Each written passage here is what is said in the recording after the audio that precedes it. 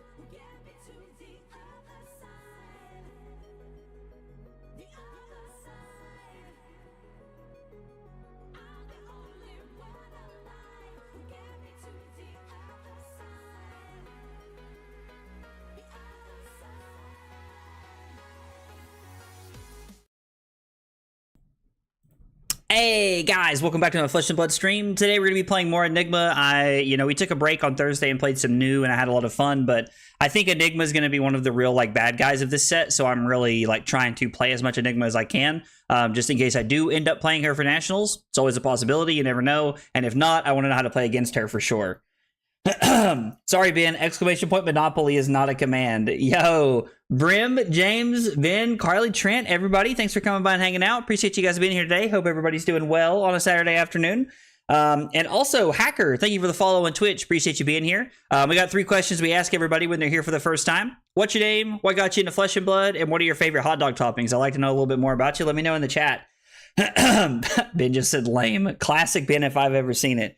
God, my hair is on its own mind today. Good Lord, driving me crazy. Anyway, so we're going to be playing Enigma. I'm pretty excited. Also, for what it's worth, I'm not trying to stir the pot here or anything today, but I heard that there was a mishap last night on Flesh and Blood stream, and that it had to be cut live. It was cut off. It was completely cut off in the middle of the stream, and that James White had to come on and apologize for some of the things that that happened. So I don't know anything about that. I'm not trying to start anything about that, but I did hear that that's something bad happened last night with some commentation that was going on. So I don't know what happened last night, but hey, Coco, what's up?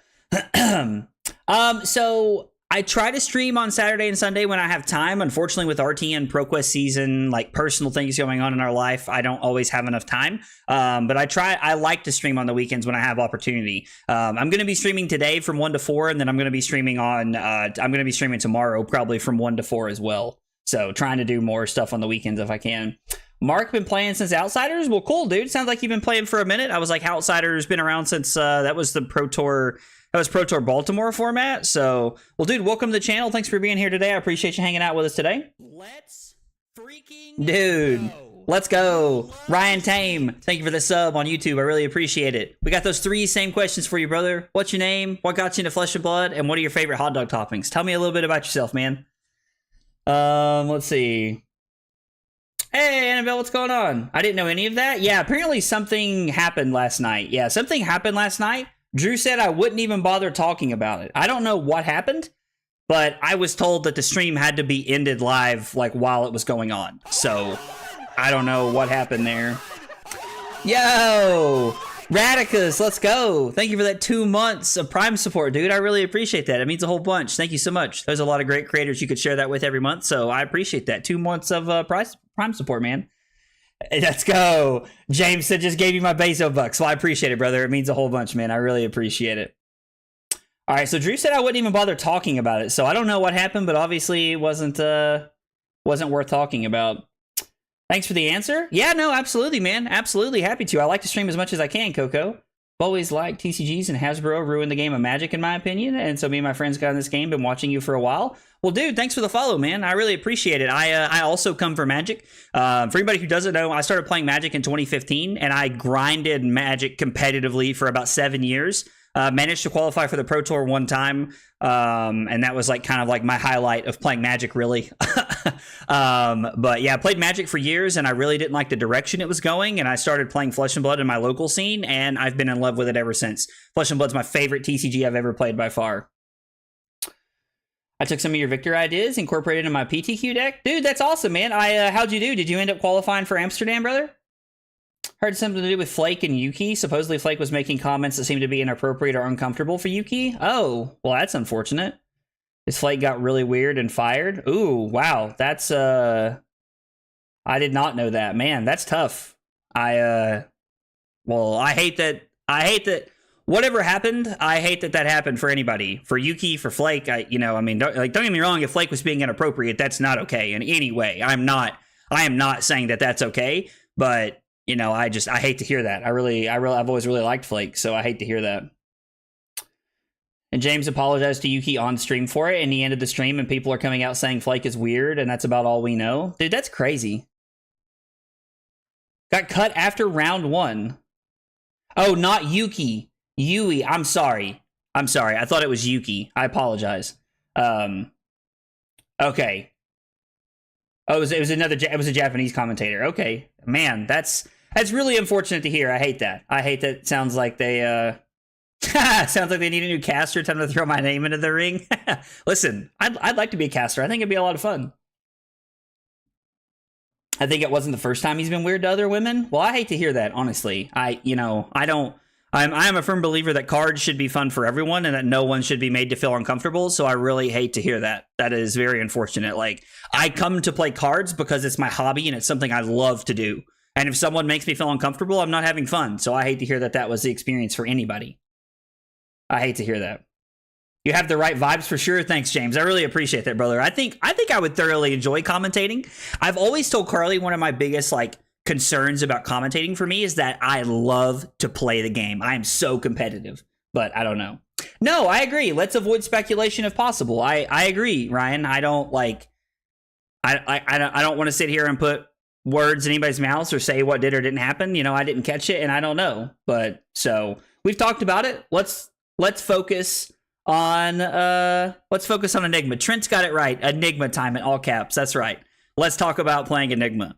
So I've made a couple changes to the deck since we talked about it last. We're still on all of the same equipment suite because I still think that's where we want to be. Ooh, playing against Victor. We'll see how this goes. We want the Unravel Aggression. I do not think we want Flicker Trick. It does not seem like a good play. We could use it to block a hammer, but I don't like that. So they picked for us to go first. Interesting. I've added in the Restless Coalescence. I think this card's pretty cool. I think this card could be pretty good. I think this card could be pretty good. Also, 10,000 Year Reunion, if we can get this card into play, would be insane against them. And I think that might have been the only change I made. I know there was something else I did. I can't remember what it was. I don't know. I remember I added in the yellow card, and we're kind of just moving from there. So I cut the 2 for 4. I cut Haze Shelter for it. I don't know if that's correct, but I did cut Haze Shelter because it's a 2 for 4. So trying to look at a different pattern here. So we could not Arsenal here. Okay, hang on. This is actually crazy, right? Because we get to play this. This is an instant, right? Yeah. So, okay. We actually get to have a really cool line of play here where we play this. We'll see what we draw. We might be able to find a better Arsenal card here, too, off the top of the deck. And we do. So we put this back. We pitch an Inner Chi so that this gets 4 counters on it. Which is this is bananas. This is actually a crazy turn. Hey, Simper, what's up, dude? You're moving from SoCal? And then we get to Arsenal Command and Conquer. I feel like this was a really good setup turn. This was exactly the kind of setup turn we were looking for. Also, having Standing Order in this hand is crazy here. Ooh, you had a Wisdom Teeth taken out? I've never actually had that done. I've been told that you kind of lay around there a little bit, though. Yes, Enigma time, dude. I'm pretty excited about playing Enigma today. Against a sweet Zen deck, I got you. Dude, Hacker, let's play one after this. I'm totally down for that. I have not played really against Zen very often, so I'm definitely down for that. Definitely down for that. Yeah, I agree. The yellow one is actually insane. Like, it's a crazy good card in my opinion.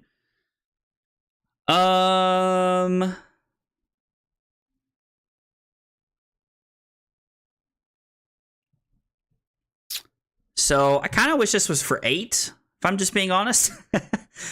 Let's see here. So we can block 5 with the standing order, 6, 7, 8. Take 1, lose the Essence of Ancestry Mind. And then on my turn, I can put Hazebending into play, Arsenal the Waning Vengeance. I like that.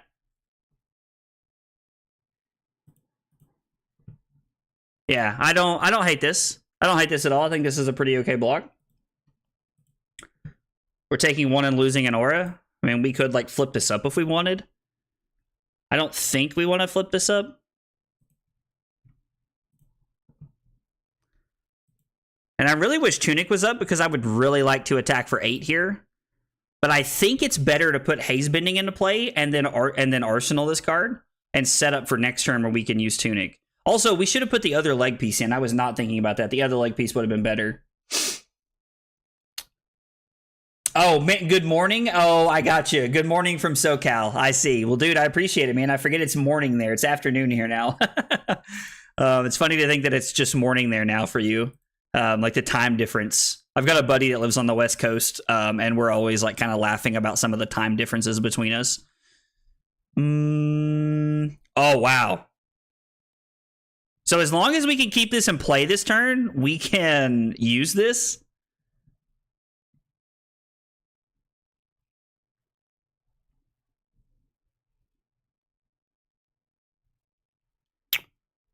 Keeping it in play is going to be the trick here, though, right?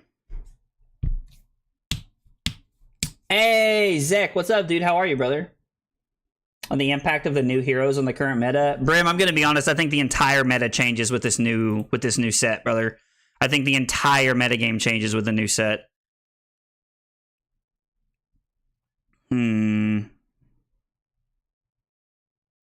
So let's block here. Pitch the Shimmers of Silver, sink below, put the Waxing Spectre on the bottom. Looking for a 3 block. I think that's where we want to be. Best thing we could probably find is a...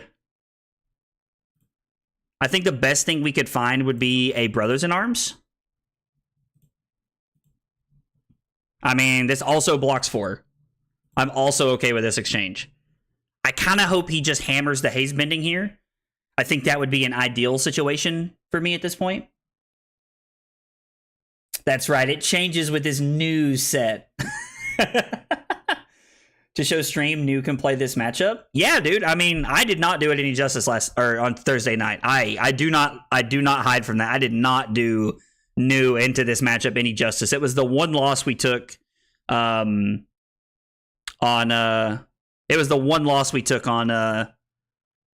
Thursday night playing the new deck. That new deck felt really good though.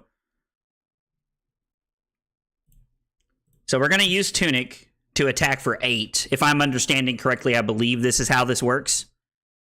Yeah. Whew. Value Town population us. Big chillin' today. Getting stoked for pre-release. I am actually very excited for pre-release. So I'm very sad I won't get to play on pre-release on Friday night. Now, we have really cool plans, Carly and I do, so I'm not like sad about what I'm doing. I'm just sad that I'm going to miss pre-release because I want to go to pre-release.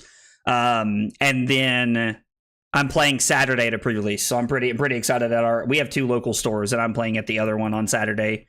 I'm pretty pumped about it, honestly. But being honest, to get to play to pre-release. Pre-release is a lot of fun, and I think it like just brings a lot of fun people out. Did I just win a gold?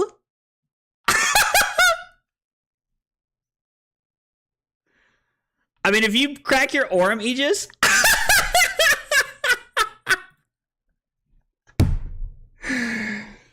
Let's go! You love to see it. Oh, man. You love to win clashes against Victor. Dude, I can't believe they conceded. For what it's worth, That was a pure frustration concession because they still could have thrown the debilitate at me. Now, they use Tunic and throw the debilitate at me. They probably have a pummel here, if I'm guessing. Wait, no, is this a visit Goldmane Estate? No, it's a Goldmane Estate. Okay, so I'm very, very surprised that they conceded there, but we take it. So, for what it's worth, going forward here, looking at this, our opponent was going to take one, go to 39. I was going to take this down to one counter and play 10,000 Year Reunion and Arsenal sink below. I think we were definitely in the driver's seat right there. I mean, listen, our opponent conceded out of frustration, even though they had a decent turn coming up.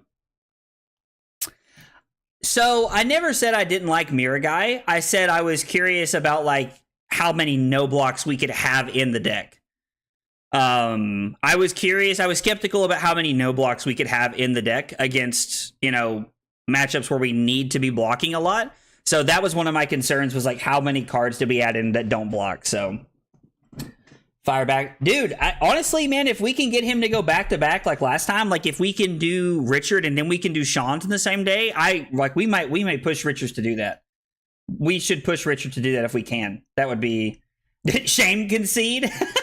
That was a shame concede. Just after Richards, you attending both or just one? I'll probably come to both if we're going to have both. I'll ask Carly just to be safe, but I think I'll be at both for sure. So Gate go again with a clash. Math checks out. That's right. No new boots. So LMAC, I should have had the boots in that matchup. I should have had the Meridian Pathway in, but I didn't change it. That and Phantasmal Footsteps look pretty similar to me, so I forgot to change it. By the way, if somebody wants to play a game, let me know. I know Hacker had mentioned playing it as in. Hacker, if you want to play, I'm down for that. Annabelle, if you want to play New Enemy, that's fine too. Like, I'm good. I'm just kind of posting games, so if you guys want to play, let me know. And if you guys can't stream snipe me, let me know and I'll back out.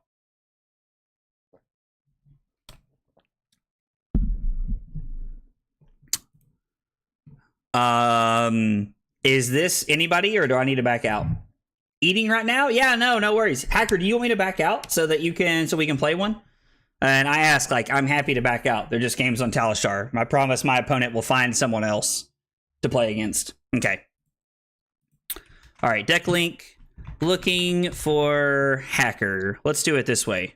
That way it'll be easier for you to find, and hopefully we can catch each other here. Would be the ideal situation. Is that we can catch each other right here. My first pre-release, kind of nervous.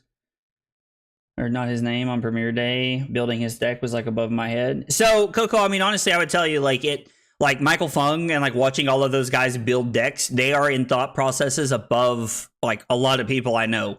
In wholehearted honesty, they're just like, their thought process is so far above my way of thinking. It's honestly impressive to me.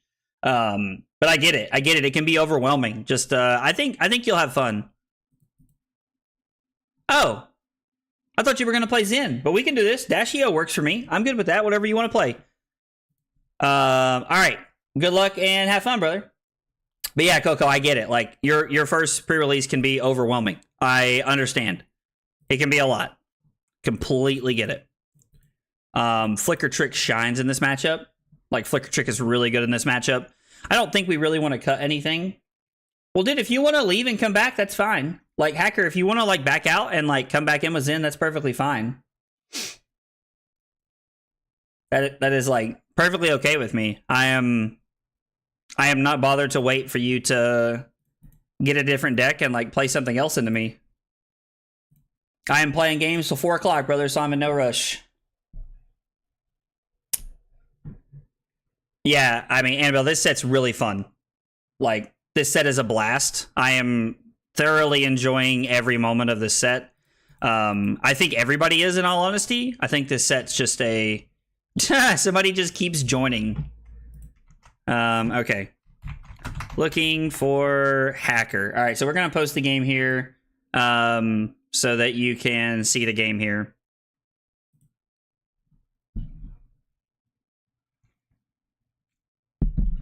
All right, here we go. Now we're talking. All right, good luck, brother. Best of luck to you. But yeah, this new set's really cool. I think, if I'm being honest, like when people say that it feels like I can play Ice again. I think that a lot of people are just having copium and they want to be playing Ice, and I get it. I understand. It was a fun part of the game, and I think it was a good part of the game. But I don't think that I don't think New is like playing Ice by any means. I feel like that's people. I don't know. I don't think that's really what we're looking for. I don't know if I want this card in this matchup. I mean, I guess it blocks 3, right? Hold the line, Flicker Trick, Command and Conquer, and we probably don't want Unravel Aggression. I don't know. Zen plays a lot of 5s. We'll just try it like this. Actually, you know what? Let's cut Phantom Tide Maw because it doesn't block and add in Unravel Aggression, and we'll see what happens. I think that's okay. In the way of proactive control, I mean, that makes sense. I guess that's fair. That makes sense. I think it's only 16 people. I'm sure it'll be good regardless. Just make the worst deck in existence. Oh, that's hilarious. You'll have a great time. It's a lot of fun. Like there's a lot of fun to be had for playing at pre-release, in my opinion. I mean, they just pass, and that's fine with me. I don't have anything to do with instant speed, and to be honest, like, this hand is what I would call less than impressive. Are we just gonna play this? Are we just gonna play this? Yeah, I think we're just playing this. Kind of weird.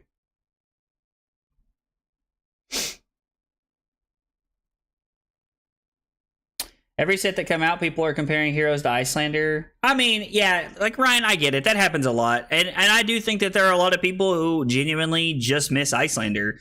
They miss Channel Lake Frigid, and they miss all of the like ice concepts that you got out of that format. And, you know, to some extent, I hear it. Like, I get what people are saying. Like, I am one of those people. I enjoyed Icelander. I played a lot of Icelander. She was good for the metagame. I think she had a very positive take on things. And I'm usually quite disappointed. I also understand that. I do also understand that, my friend. Sadly, you aren't on to play 10K on play. Oh, we aren't on the play. Yeah, I would have loved to have been able to just play this on turn 0 and pass.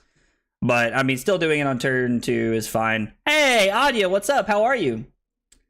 Playing on both turns? I mean, yeah, I agree. Like, MSG, like, Icelander was just a different hero, like things that we just didn't get from anything else in the game. Being able to play on both sides of the turn cycle is very good. Was a lot of fun. I think everybody thoroughly enjoyed it.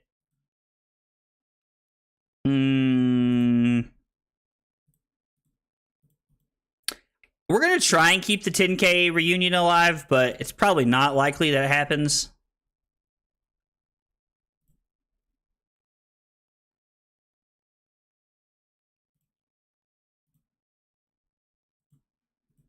I mean, yep.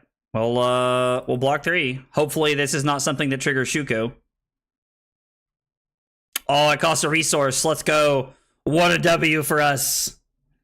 Got selected to judge for my nationals and figure out my brew of Zid. Dude, that's exciting. I think that's really exciting that you get to judge your nationals event. That's really exciting, Audia. Congratulations. That's really exciting. Was telling Lumina that news feels like a warrior. Yeah, I think that's fair. I got an Enigma list you gotta try. All right, hit me with it, Adam. Send it to me in the Discord, man, if you're in the Discord, and like we'll play it a game after this. I'm totally down for that. I am totally down for that.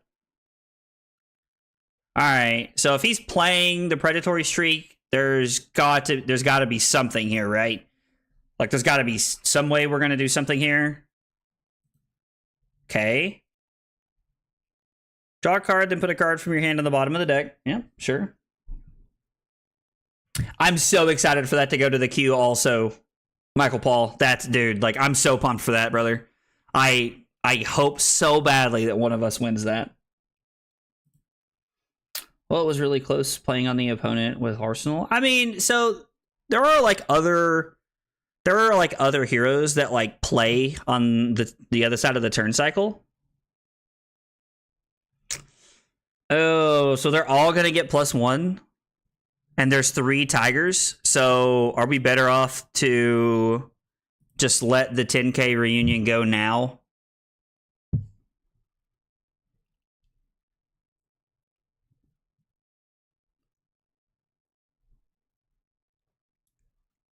let's think about this for just a second. So if I block with Astral Etchings here, he'll throw this for me at 1, block with Footsteps, pitching Levels of Enlightenment. The next one comes in for 2, we block 3. The next one comes in, we flash in Waning Vengeance. And then we use...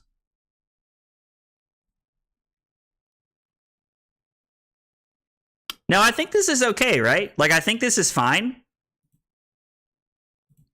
We might be able to protect the 10k reunion here. We're going to try. I don't know if it's correct, but we're going to try. Flashing this in now is correct because we get the Spectral Shield from it.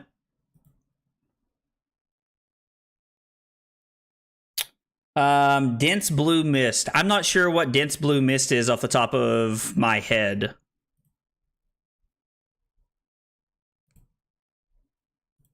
Let's block 3.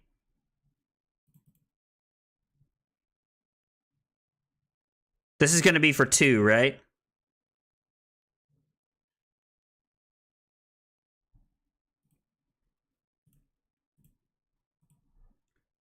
So this is going to be for 2. The next one's also going to be for 2 because of Shuko.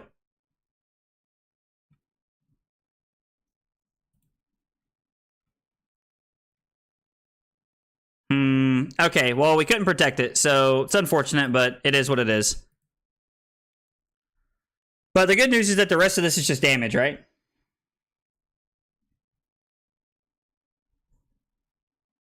No on-hit triggers as well. Oh, the -1 attack? That's a really good card for this matchup. I hadn't really considered that, but it is a good card.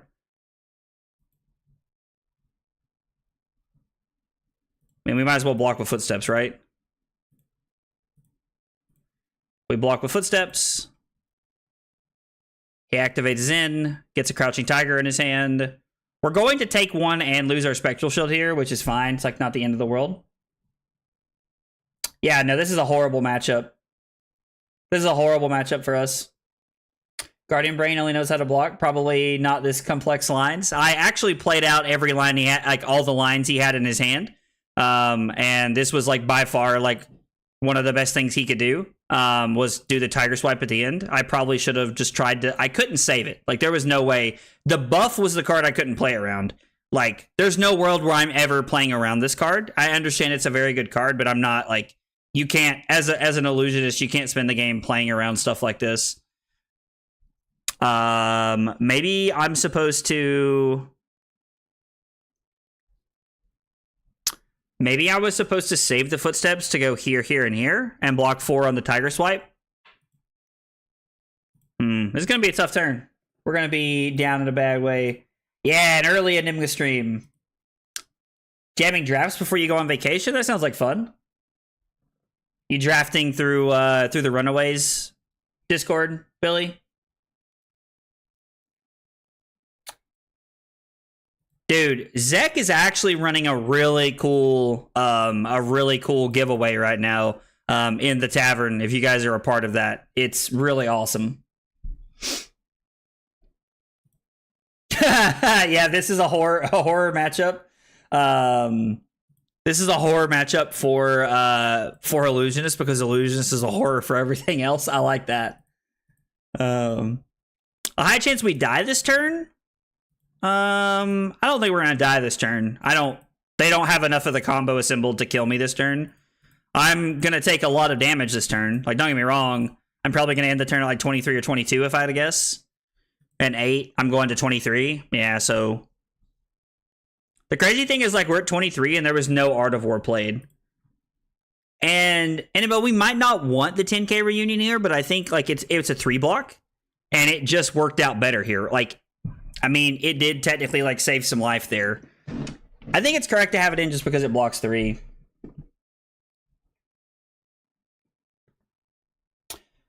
My build uses the L Chi Tutor hat to enable a super funny tome turn. I would actually really enjoy that. Going to Japan on Monday, not for Fab. The irony of the timing, but that's really cool, dude. I hope you have a good time, man. That's exciting. This card's not looking too good.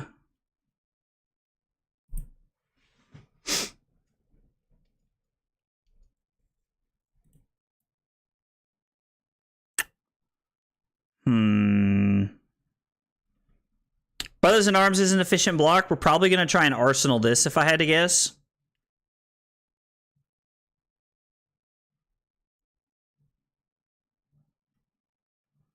So I guess let's just take 2. It's just damage, right? Like we should just take 2.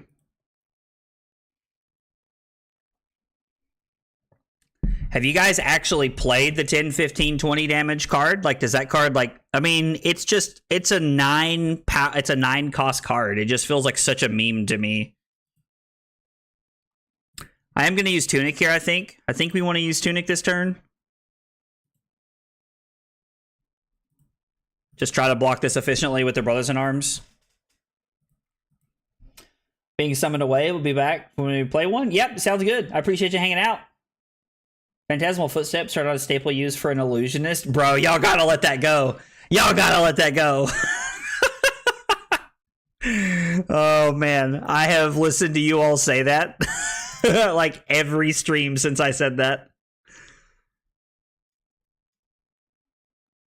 I think we're supposed to take 2 here. I think we're supposed to take 2 to put Shimmers into play and then Arsenal this.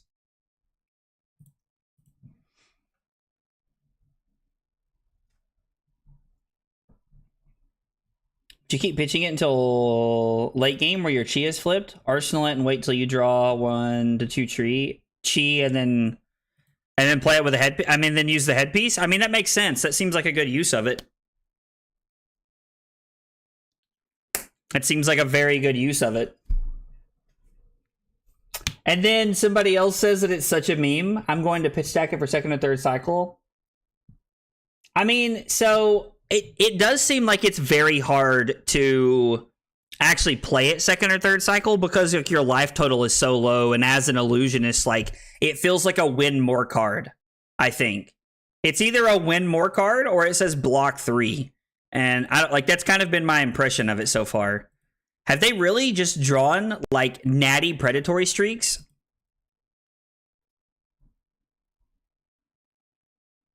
All right, well, this has been like the hottest Zen draw I've seen by far.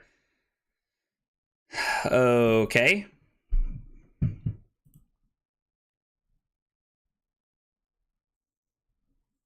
that's going to be tough. Yeah, this is +2. They get +1 from this and +1 from the Art of War, so we're in a bad spot fast. This is not looking good. We're going to use Flicker Trick here because it gets a lot of value. Gets exactly the value we're looking for here. Why are they wearing the wrong shoes? I mean, they get to create a crouching tiger. What do you want them to be running? Like snaps or something? That seems like the best shoes they could be wearing in this matchup.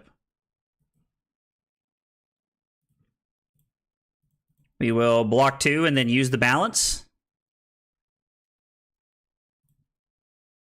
Seems like we should just definitely use the balance here if I can. All right. So this one's going to be for 3 because of Shuko, which means it can't be prevented.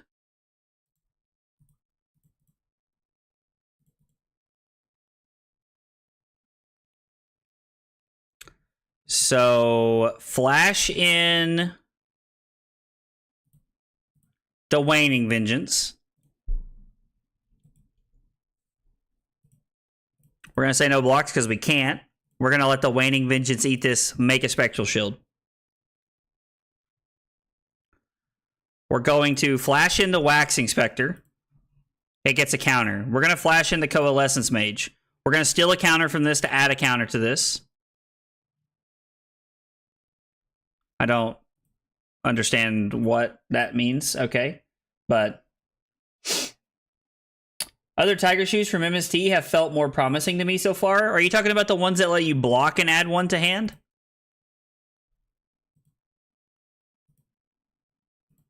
We're going to let both of the Spectral Shields get eaten here.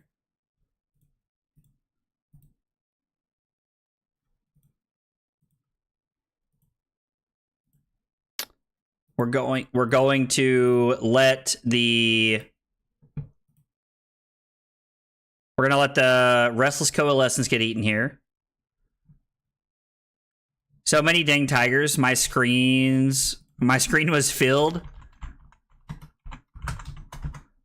Yeah, that's a lot. It's been a lot of tigers this turn. Like the Artivore with the +1 plus the double red predatory streak is actually like crazy altogether like this. It's a bug to move the counter from itself to itself. Interesting. I mean, I'm not surprised. A lot of these new cards, they have bugs as they do stuff like this. We're going to... It's also fun to me that we haven't taken a single point of damage so far this turn.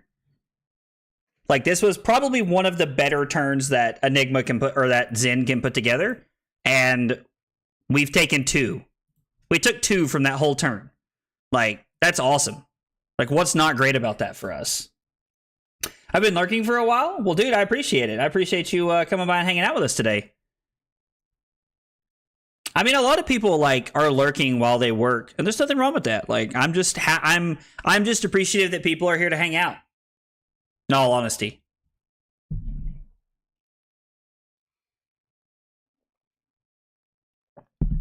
It is truly amazing how fast Fabrari and Talishar gets the cards put in and coded.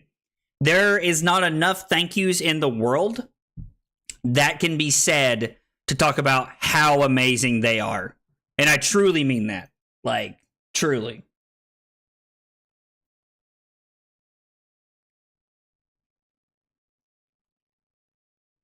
Like to support other creators when I can. No, dude, I appreciate it, man. It means a whole bunch. I see you hanging out in Simon's chat quite regularly. I was like, I really like Simon. He's cool. I was a really big fan of his stream the other day.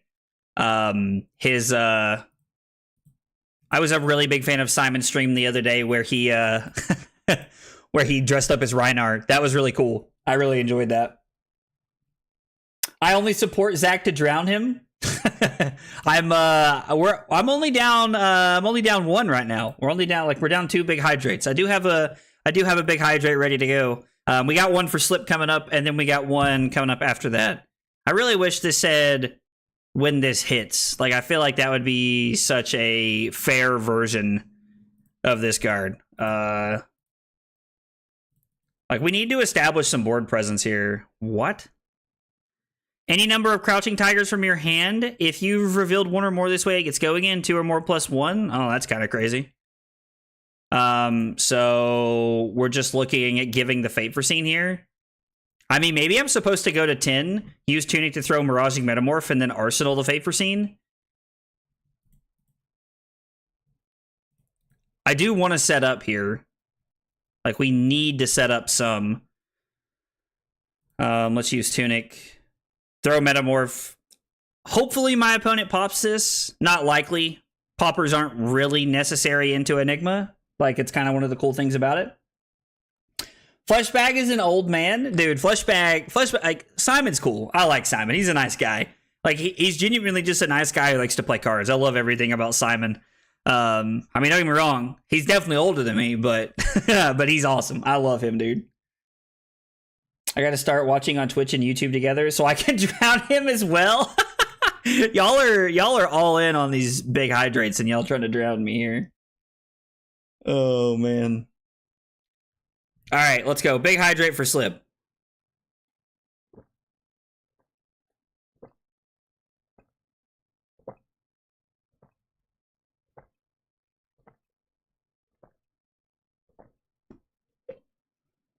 All right.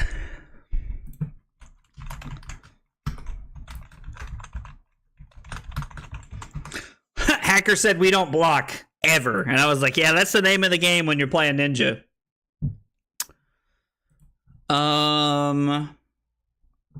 There's nothing that we can really get into play here. I mean, technically we could put this into play, but I don't think we're going to really be able to do that here. Man, giving Phantasm to other people's attacks would be really cool. Oh yeah, Victor Mirror, dude. How are you like Enigma? Probably going to lock her in for Nats. Are you going to be playing Enigma at Nationals, Richard? That's awesome. Well, dude, one, I'm glad we got to play. I always love to like get to like play with other people and like hang out and chat with other people. So that's awesome. I love to hear that we got to play. Did we play the Victor Mirror in the PTI event? In the PTI, did we play? It's the only time I played the Victor Mirror was twice. I played it round 1, and I played it round 3, I think. But I probably won't play Enigma at Nationals, but I think Enigma's a really good pick for Nationals. Like, I think she is a very solid pick for Nationals, in all honesty. Okay, so I want to throw the Command and Conquer at my opponent to, like, really make them think about their decision here. But it involves me taking some damage if I'm going to make that play.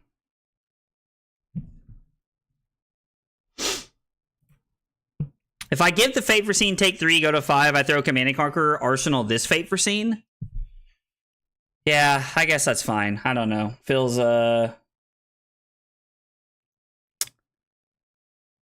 fine, I guess. I don't know.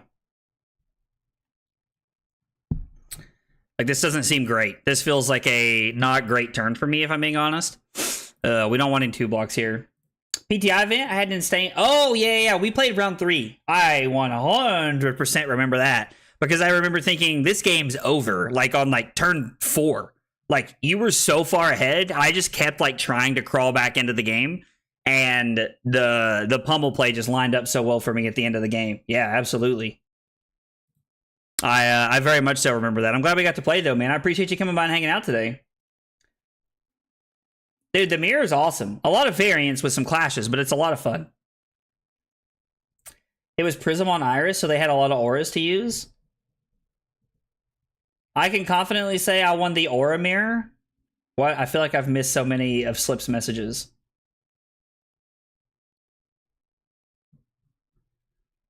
Oh, Illusionist mirrors? I mean, I feel like if you're on, like, if you're playing the Illusionist mirrors, you just need to be on, like, Iris, right?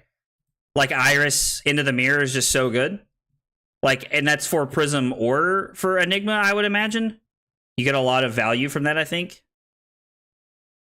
Would really like to be able to set up an aura of some variety. Something, anything.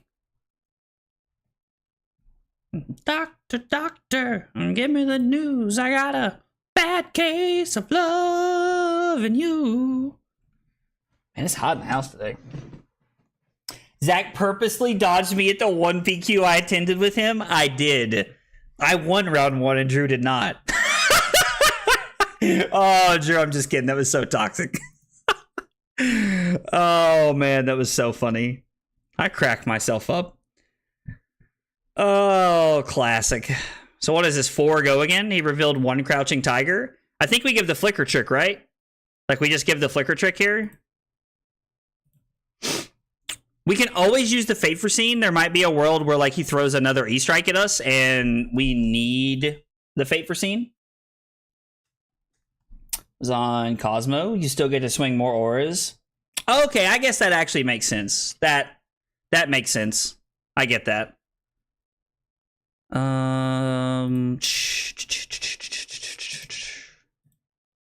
Let's block this. Tiger for 1? No, for 2. I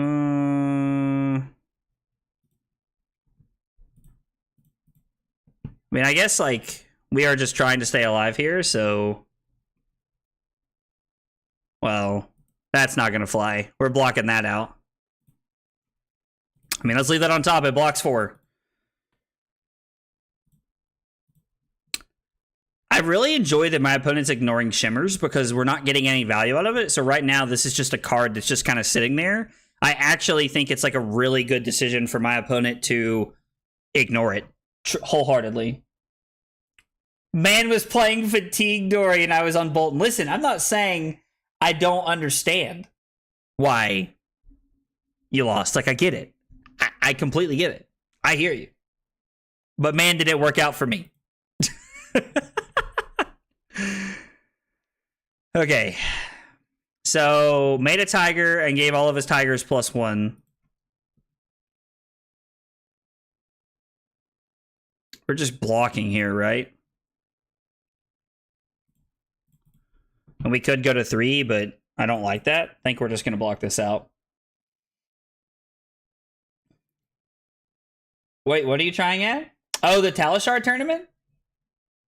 You could meme it. It's a Talishar tournament, man. We're all hanging out having a good time. You can meme whatever you want, man. That's the joys of the Talishar tournament. is that some people show up and like they're playing like real sweaty decks, and then some people show up just to like hang out and have a good time, man. Like it's all about what you want to do. I do tell people that I think it's the weekend before Nationals, so it's a really good time to test for Nationals, in my opinion.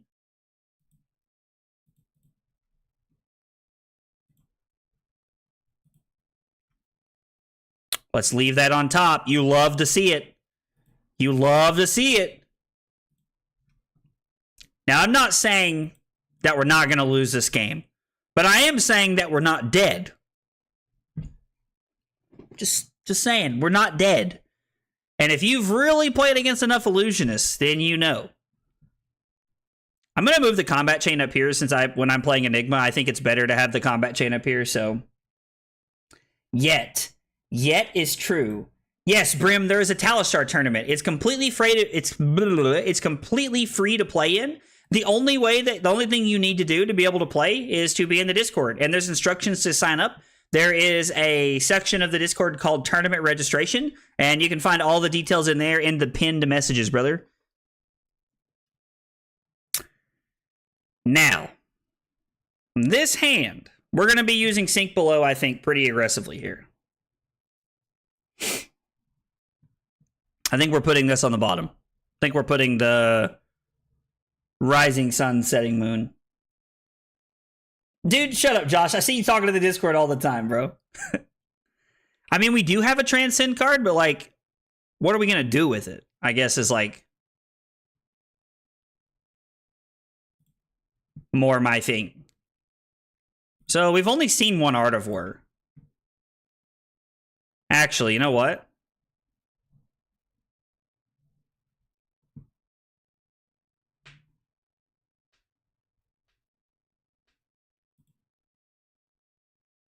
If he does have an Art of War, we're going to flip this up.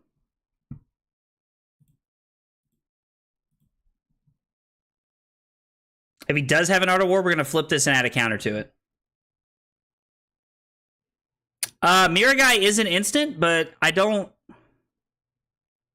know if that's where we want to be. Like, do I want to put that into play this turn? I mean, I guess, like, I think it's more efficient to block here and to block with the Waning Vengeance, right? So this actually still really works out for me. We get to flash in the Waning Vengeance, let that eat the other 3 damage, and then we get to make a Spectral Shield. And we still have the Sink Below to protect us here. You just signed up? Dude, that's awesome, man. That's exciting. I'm excited to have you. Learned I don't like Riptide as Enigma. Oh, no. Riptide's, like, very favored into us, I think. Personally. I personally think that they're very favored into us. We're going to block with a 10,000 year reunion. Would like to keep it to be able to put it into play, but, you know, beggars can't be choosers at this point.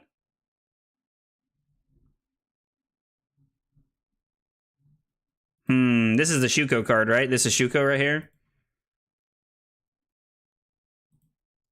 I think we're just going to play the Sink Below and put this on the bottom. I really hate to give up the Sink Below like this, but I think it's okay.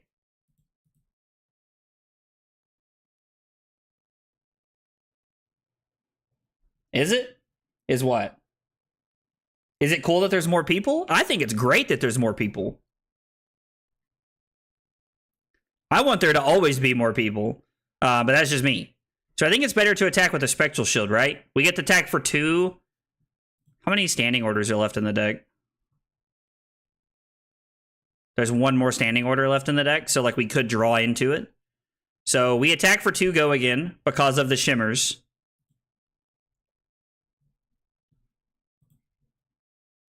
Yeah, we get to tune it. So we get to attack with a Spectral Shield for free, giving it go again. And then we get to Tunic and attack for 5. So we're actually getting to apply quite a bit of pressure here. Oh, I think it's favored into Enigma. The couple of times I've played it, it's felt really bad for me. So I personally think it's favored into it. But again, I could just be wrong. Okay.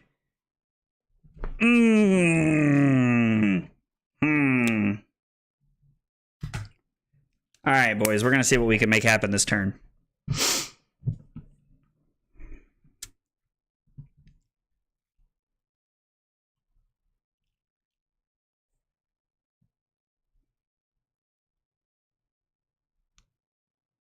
Hang on, I am like thinking about this through and through here.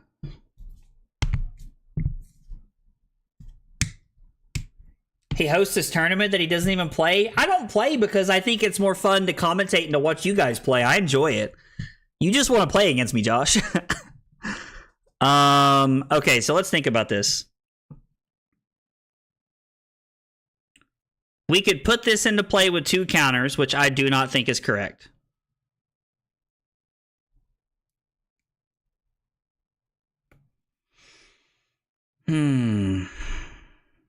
If I pitch Brothers in Arms to play this, it comes in with 2 counters. I play Preserve Tradition, put a card back in my deck, and I have a Chi active.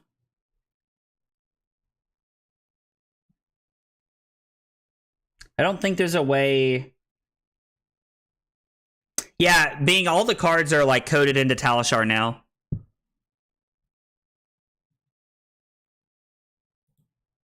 So I think what we're going to do is I'm going to block Footsteps, and I'm going to flip Uphold Tradition. I'm going to flash this in first. I'm going to take all the counters and put them onto the Coalescence. I'm going to add a counter to the Coalescence, and then we're going to attempt to make another Spectral Shield. Okay. We're going to pitch the Preserve Tradition. I think that's what we want to do. So we're going to flash this in. We're going to take away all the counters here. There are no more counters to add to it. I don't need to flip this up yet.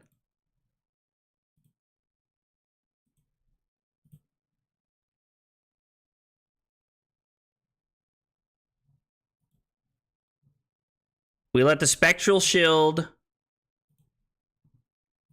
eat that.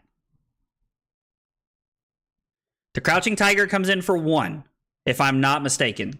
No, it comes in for 2.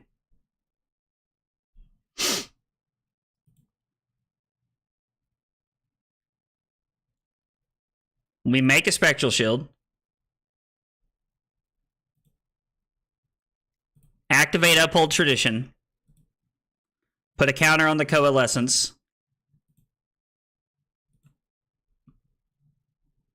I'm trying to save the Brothers in Arms here. We let the Uphold Tradition and the Spectral Shield go. We've already activated this. So we can't... I need to keep this to next turn. I want to be able to get 2 more Spectral Shields out of this card.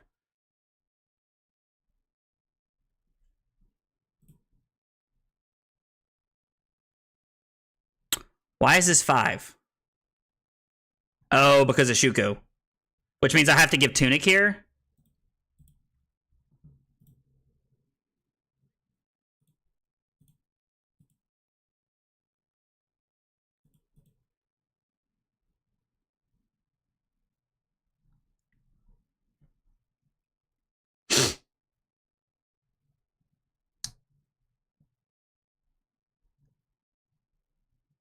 So this is gonna let me activate it, but I'm not going to because I shouldn't be able to, right? So we're gonna lose both of these, which is very unfortunate for us. But we're not gonna take any damage.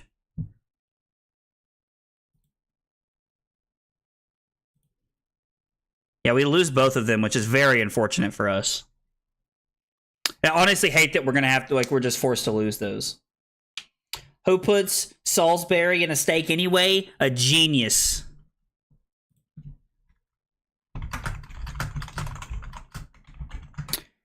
Yeah, Hacker said that he thought he had me with the Shuko, and I was like, yeah, I had to use Tunic. It did not feel very good for me, but I had to use the Tunic there. So we're going to throw the Standing Order and Arsenal this. And then I'm going to hope that we can find a way to set this up with a Chi so that we can use this to prevent 4. I don't know that we can fatigue them. Like, can we slip? Is that, like, really an option for us this game? And I mean, yeah, like, honestly, if I'm being honest, Ethan, I thought this game would be over by now, too. But I think right now you're truly seeing what playing an Illusionist can do to somebody. Like, you can just abuse people with an Illusionist. But the problem is that he has 2 Artivores left in the deck. and we're at 3. So it's going to be really hard to...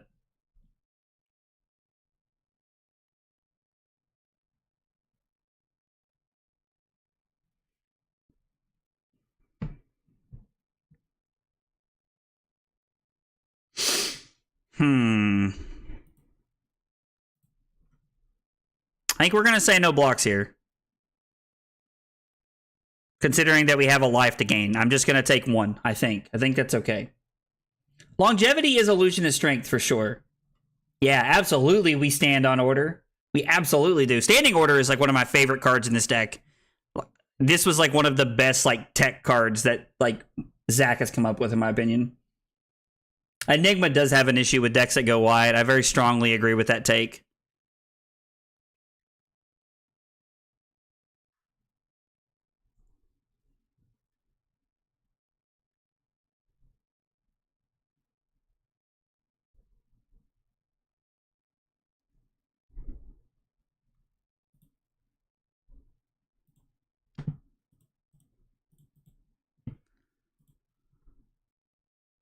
Is my opponent... They have played a blue card?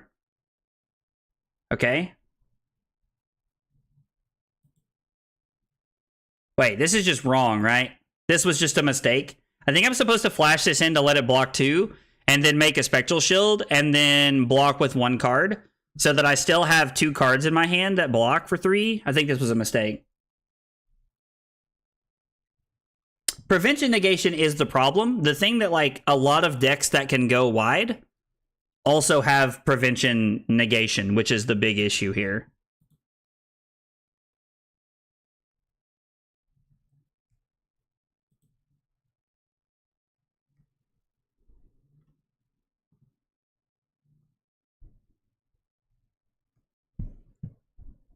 I'm just dead, right? I think I just died.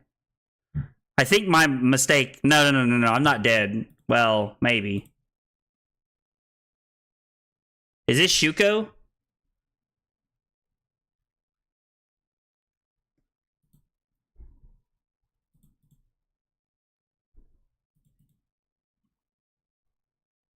I think we're still exactly alive, right? If I make sure. I think we're still exactly alive. Yeah, the Enigma matchup into Azalea is not good. It's not a good one by any means. So this is for 4. We flash this in to prevent 2, block 1, gain 1, go to 2, and then push this in to take 1 and go to 1.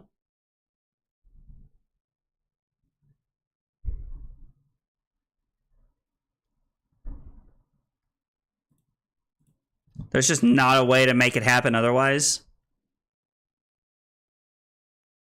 I really wish I could have pitched a Chi to play this card. That would have been, like, a slam dunk for me, I think.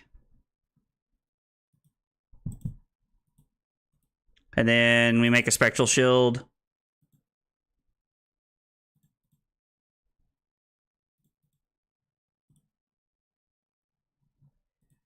I guess us taking 1, but the Tiger... Oh, Salt and Wound? Yeah, Salt and Wound's unfortunate. Yeah, this is one of those times that, like, I just... The hand before that, where we had nothing but... So that the 2 hands ago, or 1 hand ago, when we had nothing but, like, blue instants, we had 3 blue instant cards in our hand that did not block. I think that hand cost us the game. Us not being able to block like there put us in a really bad spot. Hacker, good game, man. That was a good game. I really enjoyed it, brother.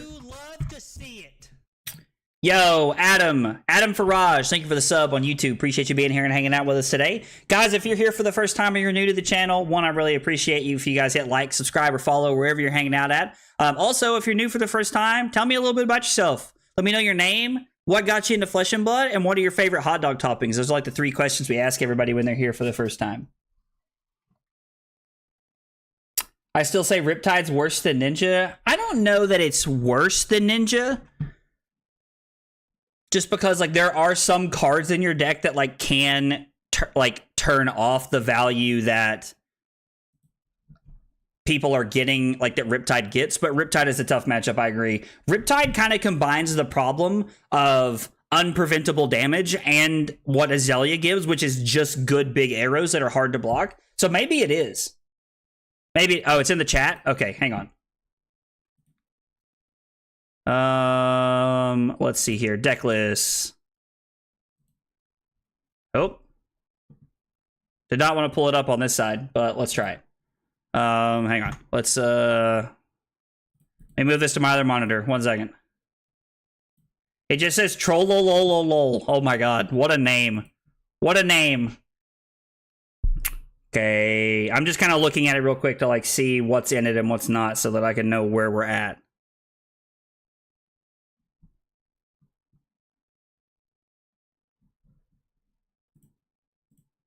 Okay. Let's nope, we want the deck link. Not wrong thing I grabbed. Well, let's try it. I mean, I'm down to play a game with a different Enigma list. Let's try it and see what we get.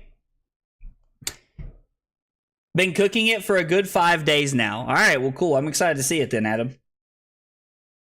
Now we're in a true state of zen. I mean, yeah, that was tough at the end there.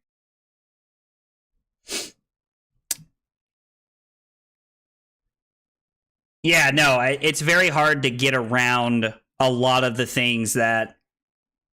It's very hard to get around a lot of the things that Riptide's doing. This feels like a Footsteps matchup because they're normally playing the blue one into me. Okay, so we're just on Traverse the Universe here. Okay. This round's on me, seems pretty good. I don't really know how I feel about Phantasmaclasm.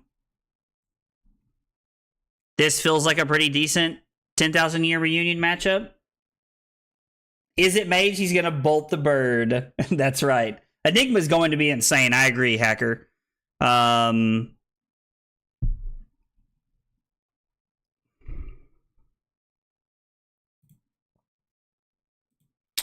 going to let them know that we're thinking here. I just want to give them the idea that we are thinking. I want them to be aware of what's going on. What's this? The next blue action card you play this turn gets go again. Oh, so you're trying to have like a... We're trying to play like a lead to charge here that blocks 3. Clasm for new is good. They run 3/6s. Okay, so we want Phantasmaclasm. I like Astral Etchings. I kind of like the idea of playing 3 visits here, but I don't know. 2-card 9 with limited popper protection. It's me gonna close the stream for a bit. Okay, sounds good, Anya. Good luck.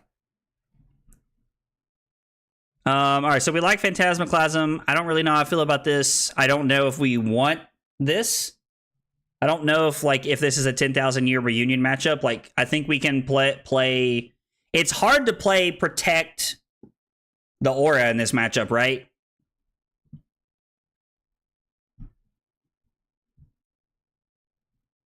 I don't know. So the answer to choosing between the 2 legs, between Meridian Pathway and Phantasmal Footsteps is how many times can I block with Phantasmal Footsteps successfully? If I can block with Phantasmal Footsteps successfully, like multiple times a game, I want to use it. If I can't, I want to use Meridian Pathway because Meridian Pathway gives me the idea that I have Ward 3 on demand, if you will. And then I also like the idea that I can like use it as a Mage Master Boots in a lot of situations. It's pretty cool. Yeah, you are good on 60 or 2-3 visits. All right, well, let's just throw them in and we'll play 62 then. I don't know, like, not a ton about this matchup that I'm super aware of, in all honesty. I like that you're on Unravel Aggression and Blue Unmovable. That's spicy. I like that. I like that. I mean, we can just put both of these into play, right? And then Arsenal the Unmovable.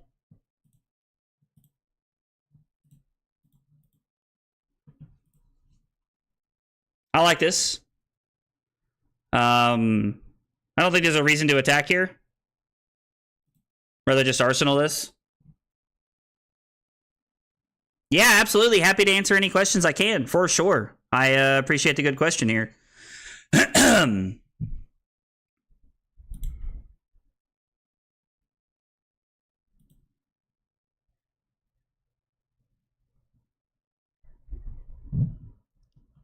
I kind of want to block with this.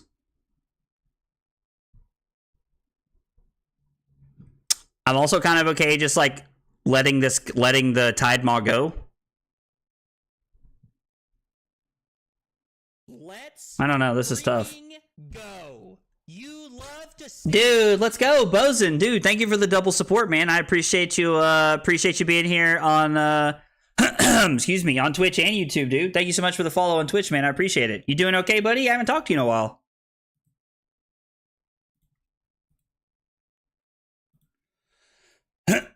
Excuse me. God, I've got something stuck in my throat today. I don't know what's going on. Excuse me.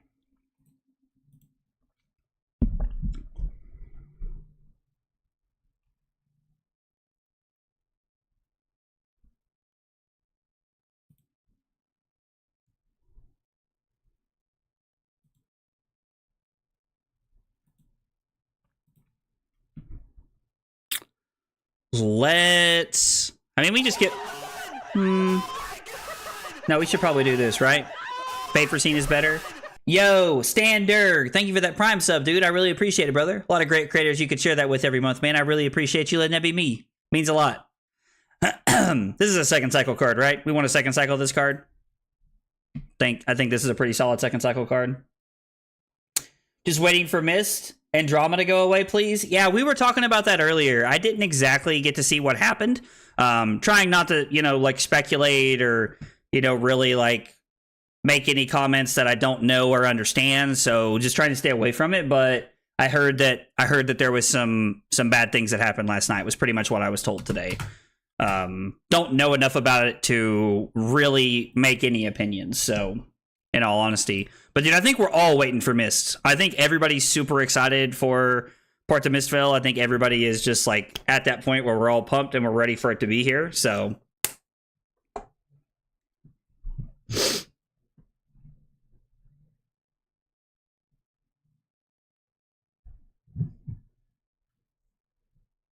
huh.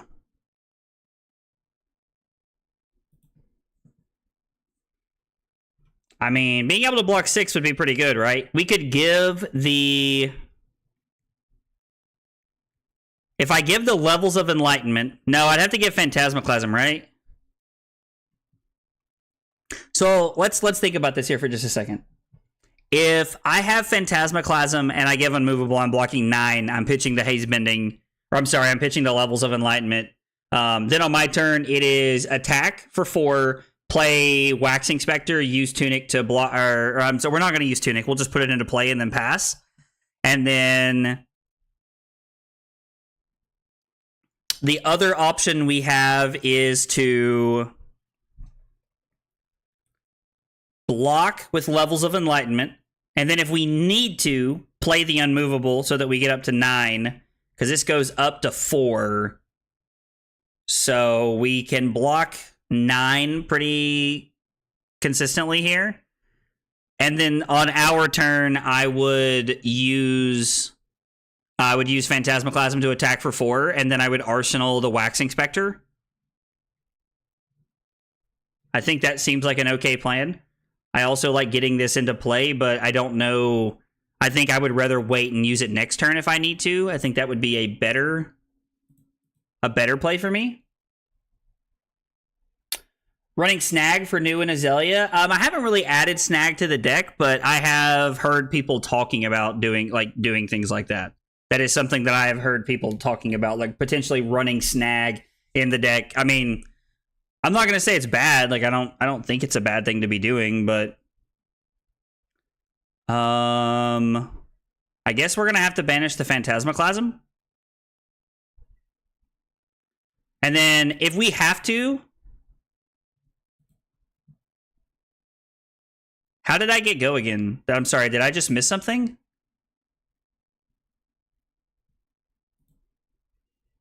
Oh, was this the cheat card that gives go again? That's not something I was thinking about.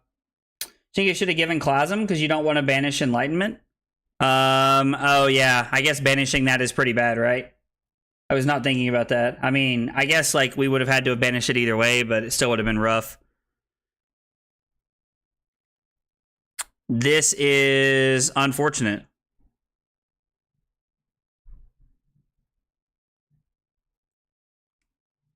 Yeah, this is tough. This is a bad spot to be in, right? So if I flash in the Waxing Spectre, we're currently blocking 3, and then I could flip this up to make this 6, and then block 6, and not lose the unmovable. I could also just take 4, lose the unmovable, flash in Waxing Spectre, and then attack for... and then attack for 5. That also seems okay. I think that's better than anything else we have. Tell us about Snag when I was talking about stuff for new in my binder. How do you feel about Snag, honestly? Genuine question.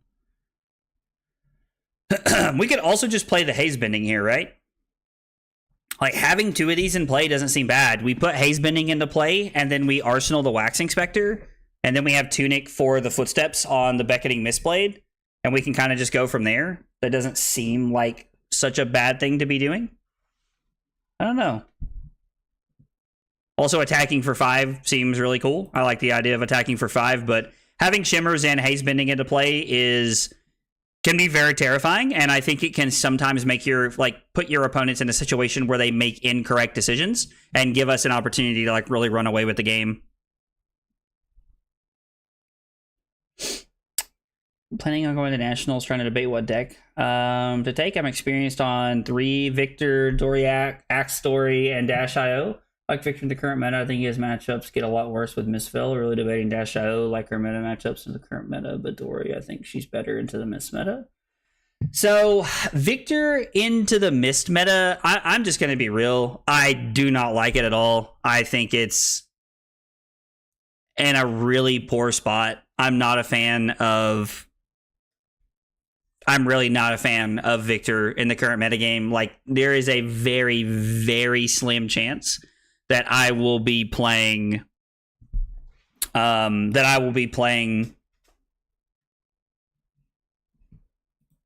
Victor at Nationals, just because I think he's in such a bad spot. And I say that as someone, I honestly love Victor. I love Victor. I think he's really good. If I was going to pick a Guardian to play right now in the metagame, like if I was just going to pick a Guardian to play, I would 100% be playing Bravo, I think, right now. I think that's the God's honest truth. I'd be playing Bravo.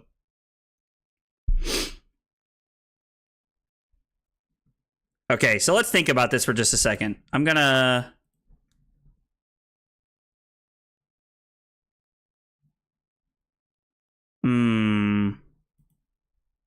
So this is 6 and they banish a card when it hits, which is kind of terrifying. We can't give the footsteps. I don't want to give the uphold tradition. If I go to my turn,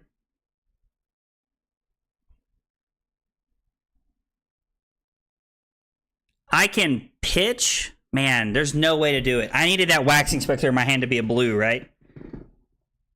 So if I pitch Levels of Enlightenment, this is when if you've played another blue card this turn. So there's 0 ways for me to turn this into a 10 attack this turn, right? That's what I'm trying to figure out. I mean, I can just put Waxing Spectre into play and attack for 5, and then I can play the Manifestation of Miragai. I can also play Manifestation of Miragai pitching this.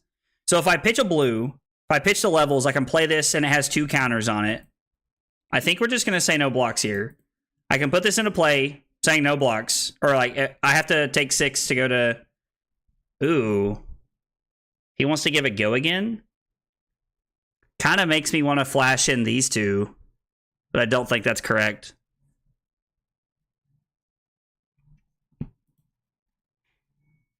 You have to find a turn where we can set up and put something into play. To break it, make the meta super toxic, like OG Prism did. Maybe not as extreme. I mean, I agree. I do think that it is... I do think that... I wholeheartedly agree with you.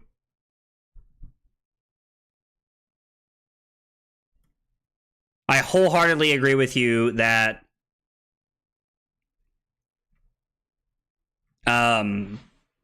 that somebody's going to make Enigma make everybody hate the metagame, for sure.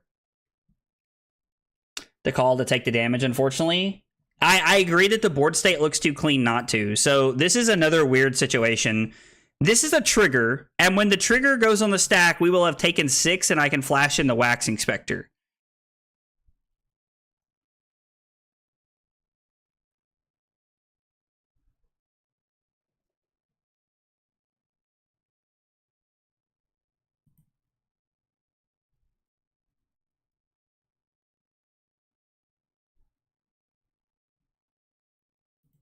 Yeah, I think we have to do this. I'm pretty sure this is the trigger. Yeah, so it goes on the stack.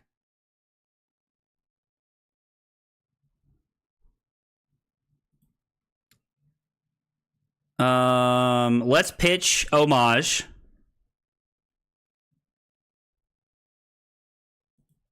So that Wax Inspector comes into play.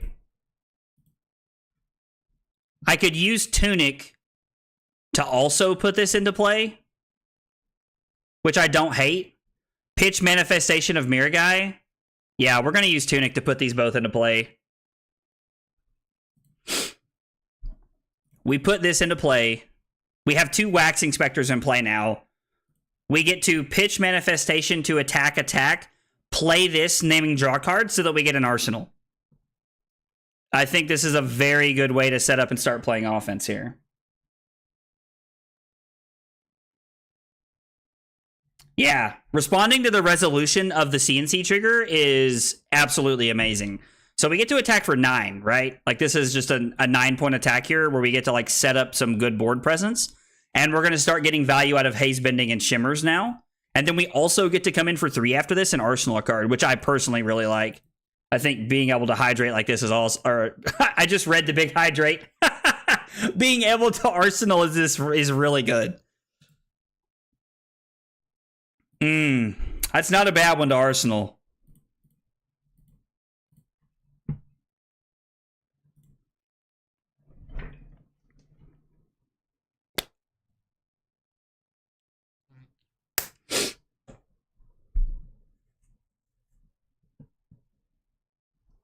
Drawing cards equals drink H2O. I like that. I like that. Difference this time is that there's no interaction like Phantasm. It is tough that there's no interaction like with Enigma sometimes. I do agree that that can be a more negative part of the metagame for a lot of people. So it's all about like what reactions they have. Sorry, Brim, I'll do a big hydrate here in just a second for you, Hydrate. In just a second for you here, Brim. I got you in just a minute. Isn't killing the Spectra... I agree. So it's weird, Annabelle, because like sometimes I have lost games where people ignore this, and I think that's more of my lack of playing well.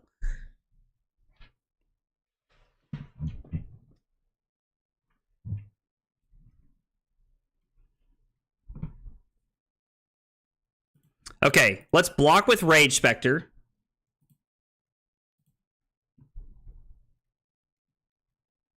Yep. Okay, so it's just the +3 this turn?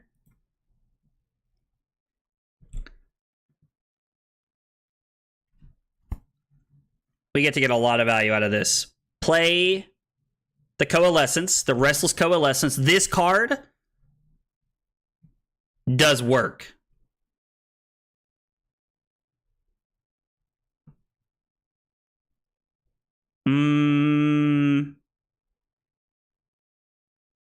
Okay. I think I'm okay with that. Like, if you're using Flick Knives to get rid of one of these, I think that's a W for me. So we lose this one, make a Spectral Shield. This resolves. We're going to take both counters. We're going to play the Fate Foreseen. We're going to bottom this. We don't want another one of these right now. Tome of Eo. So I'm going to be honest. Tome of Eo is like $1 right now. I bought a playset of it the other day just in case somebody does something dumb with this deck. I am so glad that someone brought up that card. But I have really been thinking about trying to make that card work because I think it can be bananas. So...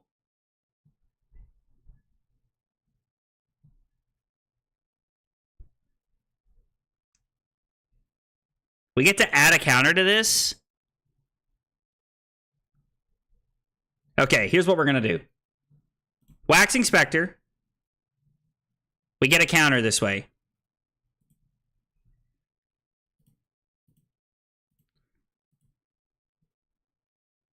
Attack. We're going to attack for 2. Or no, I'm sorry, for 4. Man. Instant speed ward. Draw card.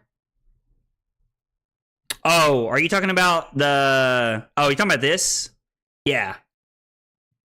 It's... Dude, like, this card is dumb, man. This card's insane. We're going to activate its ability.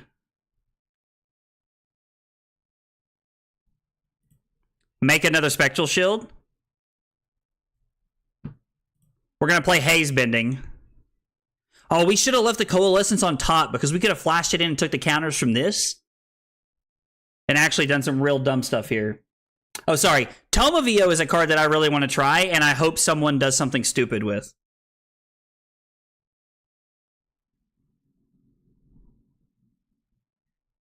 Well, it looks like we're losing the board this turn.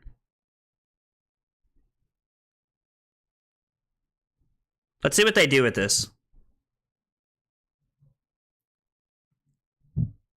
They activate new. I mean, we have a lot of blues in our deck, so them being able to banish something here doesn't seem crazy to me. I think... Oh, they don't banish anything? W. W. W. Yeah, I really want to try and break Tome of Eos. Draw a card and go again. So, activate this.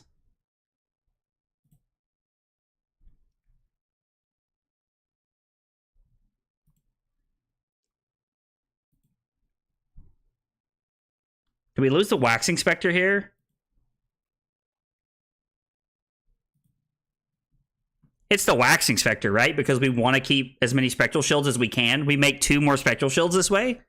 Value Town Population us. I mean, we could have lost this, I guess, technically. Actually, that would have been better. Yeah, that was dumb. So we'd have 4 Spectral Shields and our Waxing Spectre still in play, which is exactly what I should have done. That was not a smart play by me. Although I'm going to be honest, I don't know that it matters. Like, we're probably just like...